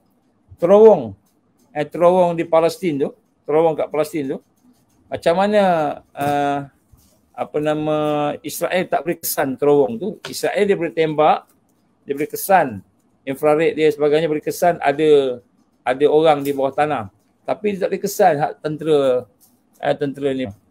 Kenapa? Kerana mereka ada satu bahan yang disapu dekat dinding ataupun dekat tempat dalam gua tadi, menyebabkan dia orang tak boleh nak kesan. Ini semua teknologi. Tapi teknologi ni dapat daripada mana? Teknologi dapat daripada orang Islam yang saleh. Orang Islam yang diberikan oleh Allah ilmu, yang mana dengan ilmu itu menyebabkan mereka berkemampuan untuk mengalahkan teknologi syaitan, teknologi iblis yang ada. Dan inilah insya-Allah yang menunjukkan kepada kita akan berlaku kebangkitan. Insya-Allah. Jadi kalau nak cerita lebih-lebih sikit nanti kan ada orang marah pula sebab mistik dia kata kan. Inilah lebih kurang. Ini bukan mistik, ini adalah iman kepada kekuasaan Allah kan, kudrah iradah Allah Subhanahu wa taala. Wallahu alam. Okey, baik Ustaz. Terima kasih menariknya juga pencerahan Ustaz berkenaan dengan teknologi zikir yang selama ni kita tak berapa nak ambil tahulah kan. Cuma kalau kita kaji, kita dapat kata huraian daripada ahli sains, mungkin kita akan dapat detail lagi lah kan. Tapi yang kita dengar ni pun dah cukup menarik lah, yang menyebabkan kita lagi semangat untuk mengamalkan zikir-zikir supaya kita dapat takarub dengan Allah SWT. Okey, baik, seterusnya Ustaz. Ibrah kehidupan Rasulullah SAW dah tentu amat praktikal untuk kita kaji dan juga kita teladani. Tapi bagaimana pula dengan zaman para nabi dan rasul yang lain? Contohnya ibrah penyediaan bahtera besar Nabi Nuh. Bagaimana mungkin kita boleh aplikasi untuk zaman sekarang lah. Okey, ibrah kisah Nabi Musa dan Nabi Khidir, apa pula yang kita boleh pelajari. Dan kisah-kisah lain, contohnya kisah Nabi Yusuf bersedia menghadapi bencana, Nabi Musa berhadapan dengan Fir'aun. Apakah ibrah yang kita boleh contohilah daripada kita ambil manfaat daripada ni, daripada kisah-kisah ni lah Ustaz, insyaAllah. Allah. Jadi sebenarnya ibrah banyak sangat lah. Kalau kita nak check, nak kita nak apa kita kata nak cuba bincang ibrah pengajaran lah. Ibrah ni pengajaran terlalu banyak sangat. Cuma satu benda yang kita nak kena rasa, Dajjal adalah merupakan satu fitnah, satu ujian yang digambarkan Nabi sebagai kemuncak ujian. Maknanya dia datang tu, sebelum datang tu kita dah susah. Dia datang, sebelum dia datang kita akan menuju kemuncak sampai kita kata parah ni lah, kita kata nak lemas lah, nak mati lah, nak lapar dan sebagainya. Jadi sebab itulah digambarkan oleh ulama yang mengkaji, menunjukkan kepada kita bahawa Dajjal datang dengan kemuncak fitnah itu, maka semua mihnah, ujian, tribulasi, kesusahan yang dihadapi oleh umat sebelumnya akan kita hadapi. Zaman Nabi Nuh, zaman Nabi Musa, Nabi Isa, Nabi Ibrahim, zaman Nabi-Nabi semua tu, kan, Nabi Saleh dan sebagainya, semua tu kita akan hadapi di zaman ini. Kenapa? Fitnah yang dibawa oleh Dajjal ialah merupakan satu fitnah yang komprehensif, kemuncak. Kemuncak. Jadi sebab itulah kita nak kena rasa bagaimana ganjarannya juga bila kita berhadapan dengan fitnah itu juga besar. Nabi gambarkan 50 kali ganda daripada sahabat-sahabat Nabi sallallahu alaihi wasallam. Contohnya kita akan hadapi antaranya fitnah raja, fitnah pemimpin. Kita akan berdepan dengan fitnah pemimpin. Pemimpin-pemimpin yang jahat, pemimpin-pemimpin yang merosakkan kehidupan. Seperti Fir'aun, seperti Lut, kan. Kemudian kita akan berhadapan juga dengan fitnah kaum ni, kejahatan-kejahatan daripada kaum yang kufur, yang munafik. Kemudian lebih lagi kita akan berhadapan dengan orang-orang yang dekat dengan kita, sahabat-sahabat, tetapi dia rupanya kufur, munafik. Seperti Yudas Iskariot. Yudas Iskariot sebenarnya namanya ni adalah nama antara sahabat Nabi Isa AS. Termasuk dalam kelompok Hawariyun tadi. Yudas Iskariot ni dia nama ni tak ada dalam Quran, tak ada dalam hadis, tapi kita tengok dia 12 orang sahabat Nabi Isa, betul Ustaz, kan, antaranya kan. Jadi salah seorang ni namanya Yudas Iskariot ni, rupa-rupanya dia ni sebenarnya digambarkan Dajjal, kan. Sebahagian tafsir lah, kan. Tapi nak gambarkan di sini, dia ni telah mengkhianati, dia telah memberitahu kepada tentera Rom kat mana Nabi Isa AS dengan dia punya kawan-kawan tadi, sahabat-sahabat Hawariyun tadi. Sehingga akhirnya Allah ubah wajah dia jadi wajah Nabi Isa, dia disalib. Akhirnya dia disalib dan kemudian Nabi Isa sendiri diangkat oleh Allah ke langit. Jadi maknanya sahabat-sahabat, fitnah, ujian sahabat-sahabat, orang yang dekat dengan kita, rapat dengan kita, keluarga kita, mungkin bencana alam macam mana Nabi Yusuf AS, kan, kita akan depan bencana alam ni pun dah nampak dah, kan, dengan banjirnya, dengan tanah runtuhnya, setengah tempat kemarau, setengah tempat dalam keadaan yang puting beliung dan sebagainya. Banjir zaman-zaman Yusuf, Nabi Yusuf AS bencana. Begitu juga kan, tomahan-tomahan daripada keluarga sendiri, boykot daripada keluarga sendiri yang dihadapi oleh Rasulullah SAW sendiri dan sebagainya. Jadi kita akan berhadapan dengan kemuncak. Jadi sebab itulah bila kita sebut akhir zaman ni bukan main-main. Bukan main-main, bukan sekadar kita nak seronok-seronok dengar hadis ni, hadis itu, tanda-tanda kiamat, tanda-tanda akhir zaman, tanda kecil, tanda besar. Jangan kita ingat ini sebagai satu cerita. Tapi sebenarnya ini adalah satu perkara yang akan melanda. Kita kena tempuh. Kita kena hadapi ujian-ujian yang dihadapi oleh para sahabat Hawariyun, mereka yang mendukung Nabi-Nabi dan Rasul-Rasul pada masa itu. Malahan Nabi-Nabi dan Rasul-Rasul sampai peringkat mereka angkat tangan, ya Allah, bila nak sampai pertolongan, sampai minta ke Allah pertolongan. Jadi sebab tu kita nak kena ambil ibrah daripada semua cerita-ceritanya. Contohnya Nabi Ibrahim, Nabi Nuh AS. Di Nabi Nuh AS ni umurnya 50 tahun kurang 1950 tahun. Bagaimana dia telah berdakwah kepada kaum dia tu siang dan malam.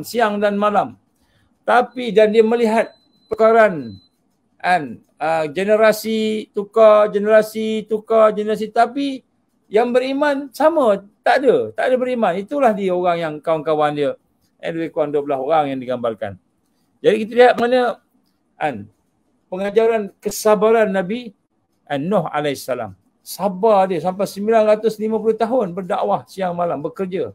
Kita hari ni berapa jam sekali kita kerja kan, dakwah ni dan sebagainya. Jadi kita lihat untuk berjaya, untuk mendapat pertolongan Allah, maka kita perlu sabar, kita perlu berhadapan dengan kaum. Isteri dia sendiri tak nak ikut. Kan, anak dia ada 4 orang, salah seorang anak dia lari tak ikut. Dan begitu juga dengan keluarga-keluarga yang lain.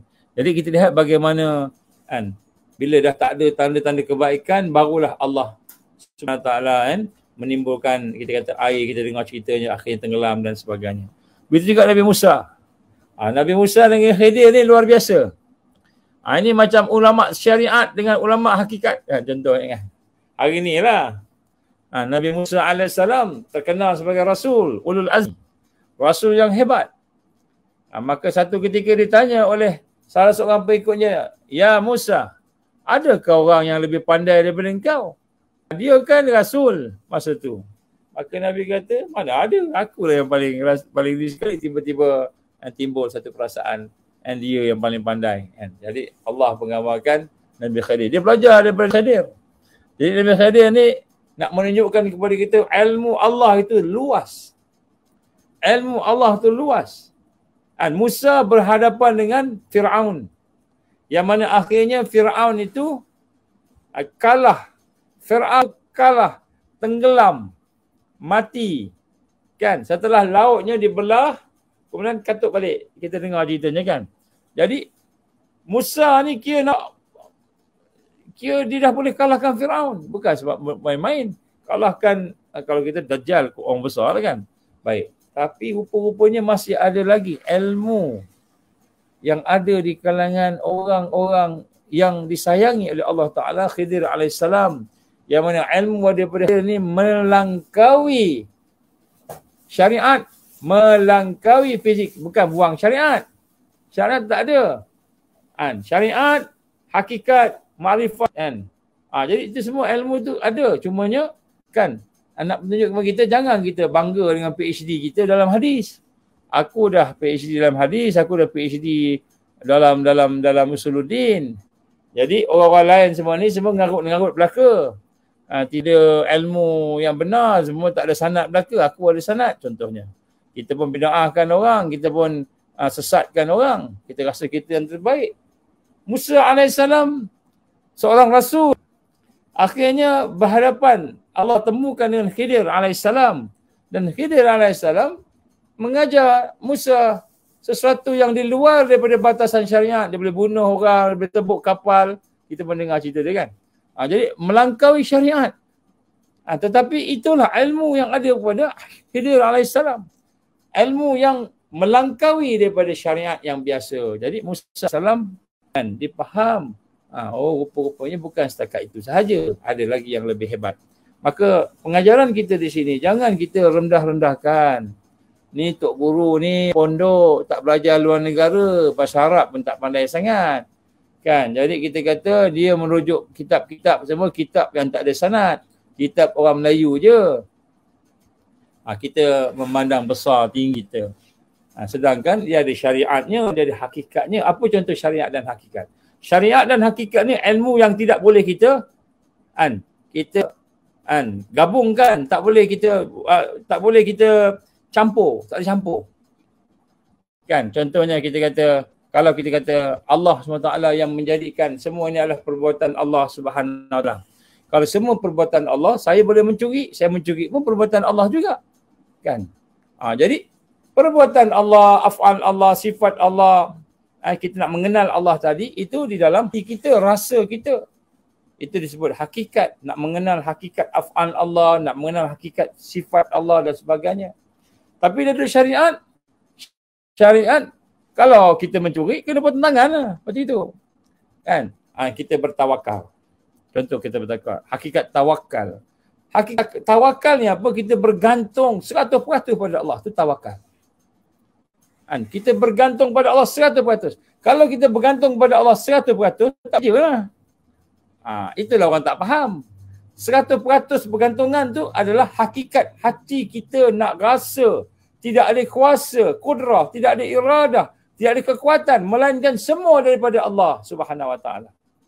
Kan, itu Ahlus Sunnah wal Jamaah. Kan, tidak ada kekuatan, kudrah, ilmu, hayat, sama, basar, sifat-sifat semua milik Allah. Tapi dari sudut syariatnya, kita kena patuh syariat. Kan, jadi apa maksud bertawakal dari sudut syariat? Kita usaha maksimal. Faiza azamta fatawakkal 'ala Allah. Apabila kamu telah berazam, kamu dah nak buat sesuatu, maka kamu buat maksimal. Bertawakal kepada Allah. Jadi syariatnya kita usaha dengan tangan kita ni. Usaha dengan kaki kita, tangan kita semua nak menjayakan sesuatu maksimal. Tetapi hati bergantung pada Allah. Hati bergantung pada kekuasaan Allah, kehendak Allah. Kita rendah hati. Kita buat tapi kita rendah hati. Jadi maknanya dia ada syariatnya, dia ada hakikat. Syariat dan hakikat, ilmu yang ada pada hati, amalan hati, jangan kita kita campurkan dengan, adukkan dengan syariat ilmu fizikal. Fizikal kena buat. Fizikal kena buat, syariat kena buat. Hati kena rasa. Begitu. Jadi apabila kita faham yang ini, kan, barulah kita nak, rupanya kan pengajaran Khidir dan Musa ni nak tunjukkan kepada kita, jangan gaduh lah kita hari ni. Kita duk kata saya ni nak tengok literal aja. Kan, ada pada hadis tu lah dia syariat. Kita tengok syariat je. Betul? Dia kata ni ulama syariat. Yang ni pula ulama hakikat. Yang ni pula ulama makrifat. Semua kena gabung belaka. Gabung ni maknanya bukan campur. Maknanya kita berjalan serentak gitu. Kita sembahyang. Allahu Akbar tu fizikal. Syariat. Kan? Takbiratul ihram, syariat. Allahu Akbar. Ada rukun kaulinya, rukun bercakap. Bismillahirrahmanirrahim. Baca Fatihah. Itu syariat. Yang hakikatnya apa? Macam mana hati kita nak mengagungkan Allah, nak membesarkan Allah, nak merasakan diri kita kerdil di depan Allah, tunduk, khusyuk. Itu hakikatnya perasaan hati kita, akidah kita, amalan hati disebut. Kan? Kemudian makrifatnya bila kita mula kenal Allah. Jadi tiga-tiga ni kena berjalan serentak, tapi dia jangan dicampur adukkan. Bila campur aduk kita jadi pening kepala lah hari ni kan. Jadi Khidir dengan Musa contohnya begitu. Maknanya ilmu ni kita janganlah rasa ilmu kita ni paling tinggi, paling hebat. Jadi banyaklah pengajaran di akhir zaman ni. Kan ada orang mengaku dia hebat, dia bantai semua. Kan dia kata hak ni mesti ada ni, mesti ada ni, sehingga dia bid'ahkan orang, dia sesatkan orang, dia kafirkan orang, sampai peringkat dihukum, dia bunuh pula ulama. Ramai ulama-ulama yang soleh di Iraq contohnya. Jadi ini kita kena ambil pengajaran bahawa kita kena tawaduk sama diri kita, hebat macam mana pun. Musa dengan Firaun contohnya. Musa dengan Firaun, kita tengok dalam surah As-Saff. Dan Allah menggambarkan tentang Musa yang hebat tadi tu, kan, bermula dengan dia nak dibunuh oleh Firaun. Firaun nak bunuh dia, bunuh puluh ribu orang, bayi-bayi yang lahir semua dipakat bunuh belaka. Rupa-rupanya bayi dia nak bunuh tadi tu ada dalam rumah dia. Dibesarkan dalam rumah dia. Kan, dibesarkan dalam istana dia. Rapat dengan dia sampai bayi yang nak bunuh dia tu, yang akan kalahkan dia tu, boleh duduk atas riba dia, pegang janggut dia, tarik sampai merah muka Firaun. Kan, Musa AS tengok Firaun geram, dia tahu, kecil-kecil dia tahu. Dia pegang janggut, dia tarik sampai merah. Merah muka Firaun. Tolong, tak boleh. Sampai macam gitu. Kemudian Firaun nak hukum dia. Kan, kata ibu dia tak tahu, dia kecil-kecil. Maka Firaun kata, pergi ambil bara api sini. Kalau dia tahu bara api ni benda yang tak elok, maka dia tak makan. bagi dia makan. Jadi sebenarnya bila dia dekatkan pada Musa, Musa tak nak ambil. Musa tahu, Musa cerdik. Tapi malaikat dekatkan tangan dia pun ambil masuk mulut. Jadi tidaklah kena bunuh oleh Firaun. Jadi akhirnya mulut dia cacat sikit. Mulut Musa cacat sikit. Sebab tu dia cakap, dia macam cakap tu macam tak pelak sikit lah. Tapi nak sebut kat sini, Firaun yang nak bunuh Musa, kuasa Allah. Musa duduk dalam istana dia. Akhirnya membesar dengan istananya dan sebagainya. Akhirnya dia mengalahkan Musa, mengalahkan Firaun. Jadi inilah kita kata tiap satu kita kata semua kisah-kisah Nabi ni kita kena tengok semula sebab dia ada ibrah-ibrah. Terutamanya pengajaran-pengajaran yang boleh kita gunakan di akhir zaman. Banyak sangat. Dan dia ada ayat-ayatnya. Contohnya Nabi Ayub alaihissalam ada ayat-ayatnya, ada doa-doa. Nabi Sulaiman alaihissalam ada doa-doanya yang kita boleh ambil dan jadikan sebagai satu jalan untuk kita mohon kepada Allah Subhanahu Wa Taala. Doa-doa yang cukup hebat di kalangan para rasul, para anbiya. Jadi ibrah ini kita kena ambil. Kalau kita tak belajar, tak tengok, kita tak akan tahu. Tapi pendeknya ataupun ringkasnya nak sebut sini, semua ujian yang dilalui oleh rasul-rasul dan anbiya pada zaman sebelum kita, sebelum Rasul sallallahu Muhammad Nabi kita sallallahu alaihi wasallam akan datang pada zaman kita. Tapi yang bagusnya apa? Yang bagusnya adilnya Allah, rahmannya Allah, rahimnya Allah. Allah akan bagi kita umat Muhammad yang layak, yang bersih hatinya, yang bersih fikirannya, yang bersih akhlaknya tadi, layak untuk dapat karamah bagaimana Allah bagi kepada semua rasul-rasul tadi. Jadi zaman rasul yang sebelum ni, Allah bagi Musa boleh belah laut mati, boleh belah laut merah. Boleh belah laut merah. Zaman Nabi Allah Ibrahim alaihissalam dicampak dalam api, dia tak lut, dia duduk dengan elok. Zaman nabi-nabi lain ada dia punya kebaikan-kebaikan, mukjizat-mukjizat, maka digambarkan para ulama adilnya Allah, Rahman dan Rahimnya Allah ini kasih sayang pada kita kalau kita didik hati kita dengan kebersihan hati kita bersih, iman kita kuat teguh, fikiran kita bersih, akhlak kita bersih, ibadah kita jaga sungguh-sungguh, maka Allah akan bagi ma'unah dan karamah pada umat Muhammad ini sesuai dengan ujian yang dihadapinya ketika berhadapan dengan musuh Islam. Sebab tu kita jangan, bila tengok balik cerita-cerita ni, jangan kita rasa, itu zaman dulu. Tak, zaman kita akan berlaku. Dan dah berlaku pun. Cumanya kita tak naklah cerita banyak-banyak sangat kisah karamah-karamah ni. Nanti lagi ada orang cakap macam-macam pula. Tapi kita baca dalam kitab-kitab banyak tuan-tuan guru kita, kan. Hanya dengan kul huwallahu ahad, Allahus samad, lam yalid walam yulad walam yakul lahu kufuwan ahad pun dah berbagai-bagai pertolongan Allah bagi. Tapi bukan kita beramal untuk dapatkan karamah, nak dapatkan ma'unah. Kita beramal nak dekat Allah, nak bina kekuatan hati kita, jiwa kita. Tapi Allah bagi. Allah sayang ke orang yang beramal tadi, Allah bagi. Kan? Ada seorang ni, Pak Sumit senang cerita, dia meninggal dunia, rahimallah. Pak Sumit, satu ketika seorang murid dia datang bermalam, lepas tu pagi tu kita pergi kedai Ustaz, pergi minum, pergi kedai dengan Pak Su, cerita oleh murid dia tu lah, kawan saya murid dia tu. Lepas tu sampai ke kedai, orang tengah makan, Pak Su apa khabar, makan semua kan. Lepas tu time bayar, tak apa, biar Pak Su bayar. Dia ambil kopiah macam ni, kopiah dia lipih je macam yang bulat tu. Yang dia keluar RM50. Nah, bayar cukup tak? Semua sekali dia belanja satu kedai. Mana datang duit kat situ? Kan? Kita tak ada, sebelum tu ambil sembahyang subuh lah apa benda. Tak ada dalam kopiah, tak ada duit pun. Tapi bila time nak bayar tu, dia buka kopiah dia, tu ada duit RM50. Cukup semua bayar sekali pada masa tu. Ini contoh-contoh Dan orang yang ada karamah, yang ada ma'unah Allah Subhanahu Wa Taala, contohlah. Nabi kalau sebut banyak-banyak lagi macam-macam lah kan.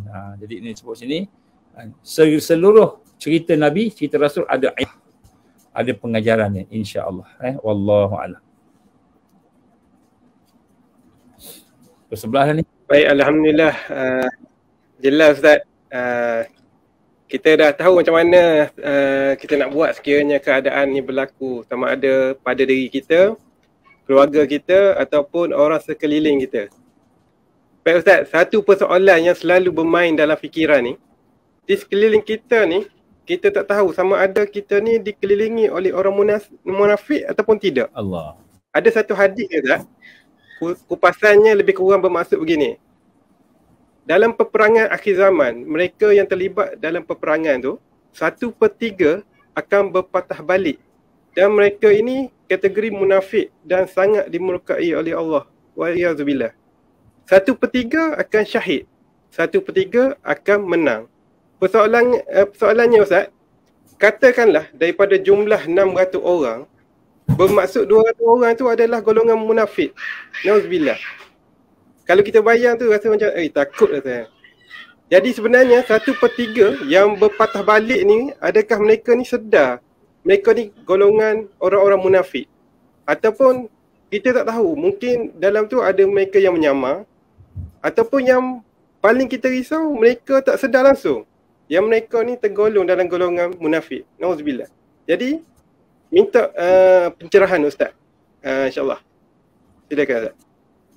Allah. Saya baca hadis ni pertama masa saya ada di Istanbul. Hadis ni dibaca oleh seorang syekh pada kami masa tu. Ada 2-3 orang je daripada Malaysia. Daripada Palestin. Dia ni pejuang. Dia Brigade Al-Qassam lah, geng-geng Brigade Al-Qassam. Dia baca hadis ni. Saya dengar saya menangis. Masa tu lah. Sebab tak tahu kita ke orang yang 1/3 yang lari kan, 1/3 yang lari ni.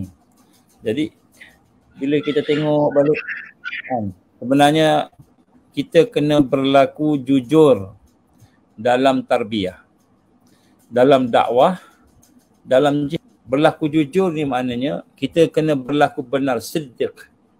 Sifat siddiq ni perlu kita hayati. Siddiq ni maknanya benar di lidah, benar di hati dan benar di akal kita, pemikiran kita. Bila kita bina sifat siddiq ini, insya-Allah hati kita dengan lidah kita sama. Jadi ini yang menjadi bahayanya. Bila kita duduk dalam tarbiyah, kita ingat kita dah ikut tarbiyah dah. Kita ingat kita dah duduk dalam halaqah Quran, kita duduk dalam ceramah, kuliah, dalam segala hal. Tapi contoh hati kita ni masih lagi sayang dengan dosa, contoh. Sayang dengan dosa, dosa yang tersembunyi, contoh. Dan di luar kita kata astagfirullah. Di luar kita kata kita bertobat pada Allah, tapi hati kita masih tidak mahu. Itu maknanya tidak berlaku benar. Tidak berlaku benar. Jadi tidak berlaku benar ini antara perkara yang akan menyebabkan kita terpusing apabila berlaku ujian Allah yang besar.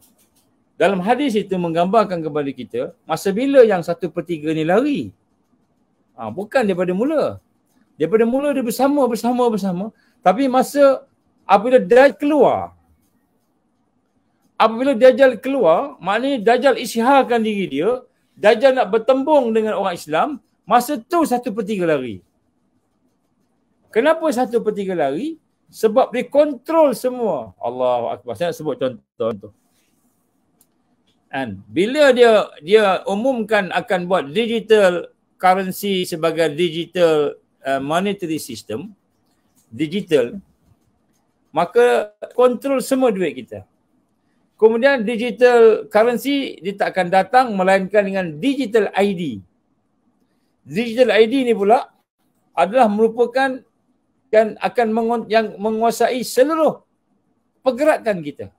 Semua IC kita, data lisen kita, data kesihatan kita, data personal kita, ke mana kita pergi, apa kita cakap, semua boleh di track, ya, boleh dirakam ataupun boleh dikesan dalam digital ID tadi. Jadi banyak pergerakan kita ni semua boleh kontrol. Bayangkan pada masa tu kita nak beli duit, nak beli pun tak boleh kalau kita ni pejuang.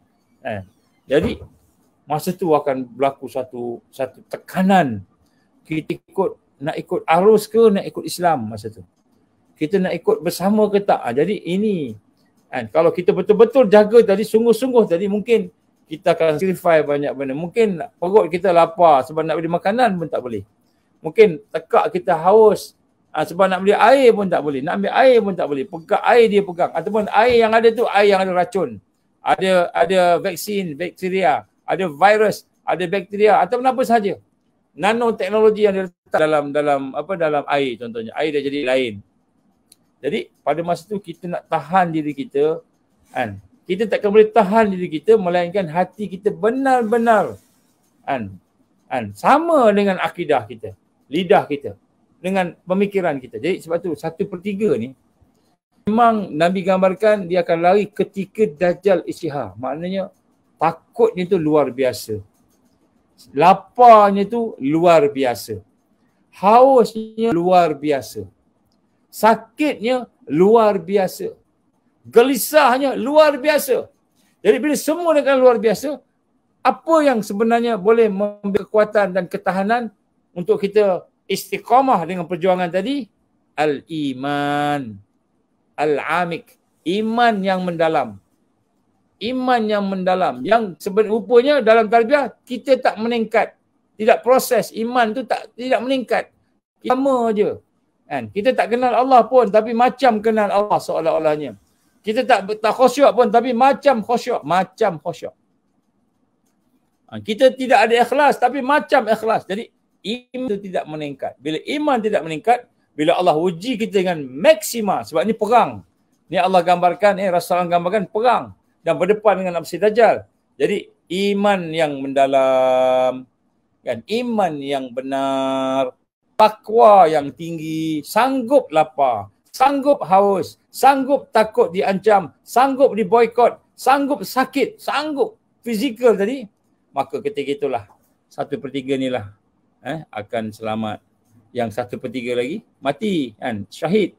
1/3 dan berjuang dan menang. 1/3 yang tak selamat ni yang imannya tidak tertingkat. Dia punya perasaan syu'ur dia, rasa tak tertingkat, tasawurnya, ilmunya tidak tertingkat, akhlaknya, ibadahnya tidak tertingkat. Dia duduk dalam tarbiyah, duduk dalam dakwah, duduk dalam jalan perjuangan tapi tidak tertingkat. Semayang tak tertingkat. Bila tidak tertingkat tu maknanya kekuatan tu tidak sampai maksimum yang dikendaki oleh Allah. Ini yang kita bimbang, ini yang saya menangis. Boleh ke kita ni dapat macam itu kan? Sekarang ni okey lagi sebab kita kenyang. Sebab kita masih ada air nak minum, haus-haus boleh minum. Saya pun berapa gelas saya minum tadi kan. Ada lagi kesihatan kita boleh lagi. Tapi macam mana apabila sesuatu yang mengancam lapar kita, haus kita, sihat, maksima. Masa tu iman lah. Sebab tu di sekarang ni bila kita persiapan akhir zaman ni, iman mesti tertingkat. Kita mesti tahu macam mana nak meningkatkan iman kita. Macam mana nak meningkatkan hati kita bersih tadi.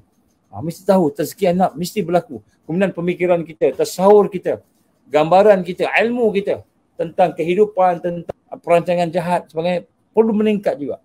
Jadi peningkatan itulah insya-Allah yang akan menjamin biiznillah, dengan izin Allah kita boleh istiqamah.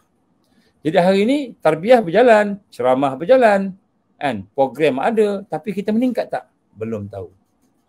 Proses tu tak berlaku. Jadi sebab itulah kita kena faham. InsyaAllah dalam program-program Ansar kita akan bincang tentang peningkatan tarbiyah, hakikat islah. Hakikat kita nak memperbaiki diri kita supaya kita tidak menjadi 1/3 tadi. Golongannya nampak macam hebat, nampak macam Islam, boleh bersilat, boleh macam-macam, tapi tidak ada kekuatan. Sebab kekuatannya hakikatnya adalah kekuatan al-iman, insya-Allah. Wallahu a'lam. Okey, baik. Terima kasih Ustaz. Jadi sebenarnya kerja kita sebenarnya dan juga tanggungjawab kita besar sebenarnya untuk kita usahakan untuk meningkatkan diri kita, nak islah diri kita tu, kan?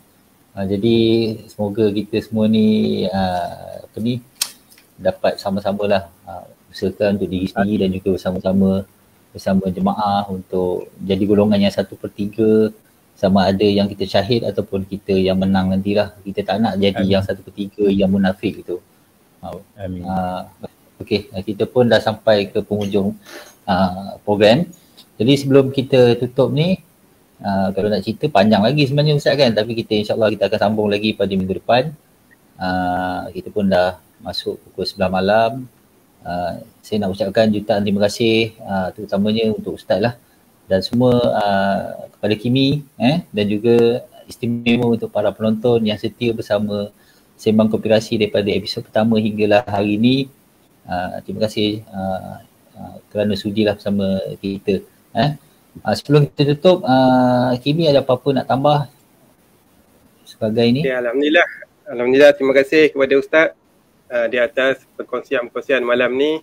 Dan saya nak terima kasih juga kepada penonton, sahabat-sahabat kita yang setia menonton Sembang Konspirasi malam ini. So semoga insyaAllah kita semua sentiasa dalam rahmat dan redha Allah SWT. Semoga Allah sentiasa lindungi iman, akidah, tauhid kita insyaAllah. So saya serahkan balik kepada sahabat kita Acik Edi. InsyaAllah. Okey, terima kasih. Okey, jadi seterusnya kita nak jemputlah Ustaz untuk bacakan doa sebagai penutup pada malam ni, insyaAllah. Ustaz. A'udzubillahi minasyaitonirrajim. Bismillahirrahmanirrahim. Alhamdulillahi rabbil alamin wassalatu wassalamu ala asyrafil anbiya'i wal mursalin wa ala alihi wa sahbihi.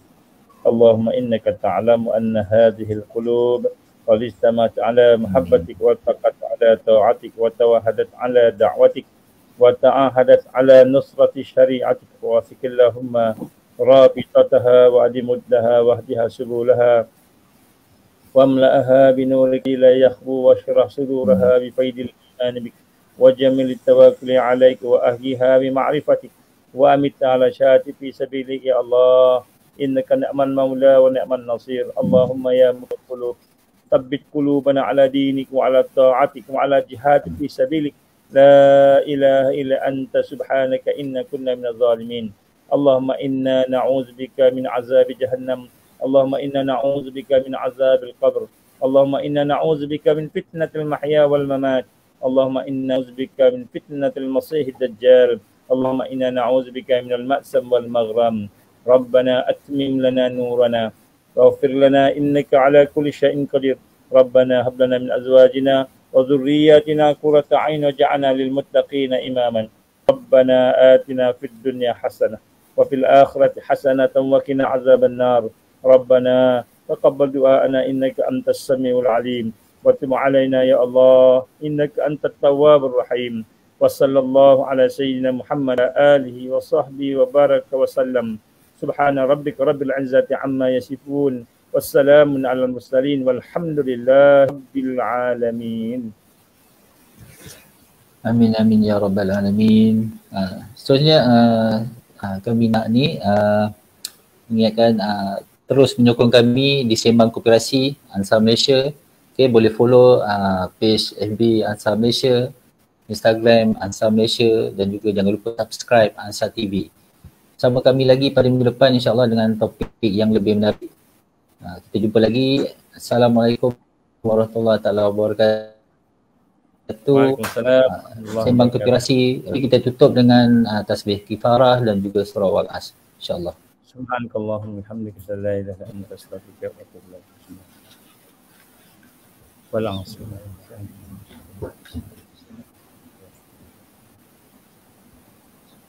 Jazakumullah khairan. Terima kasih semua. Assalamualaikum warahmatullahi wabarakatuh.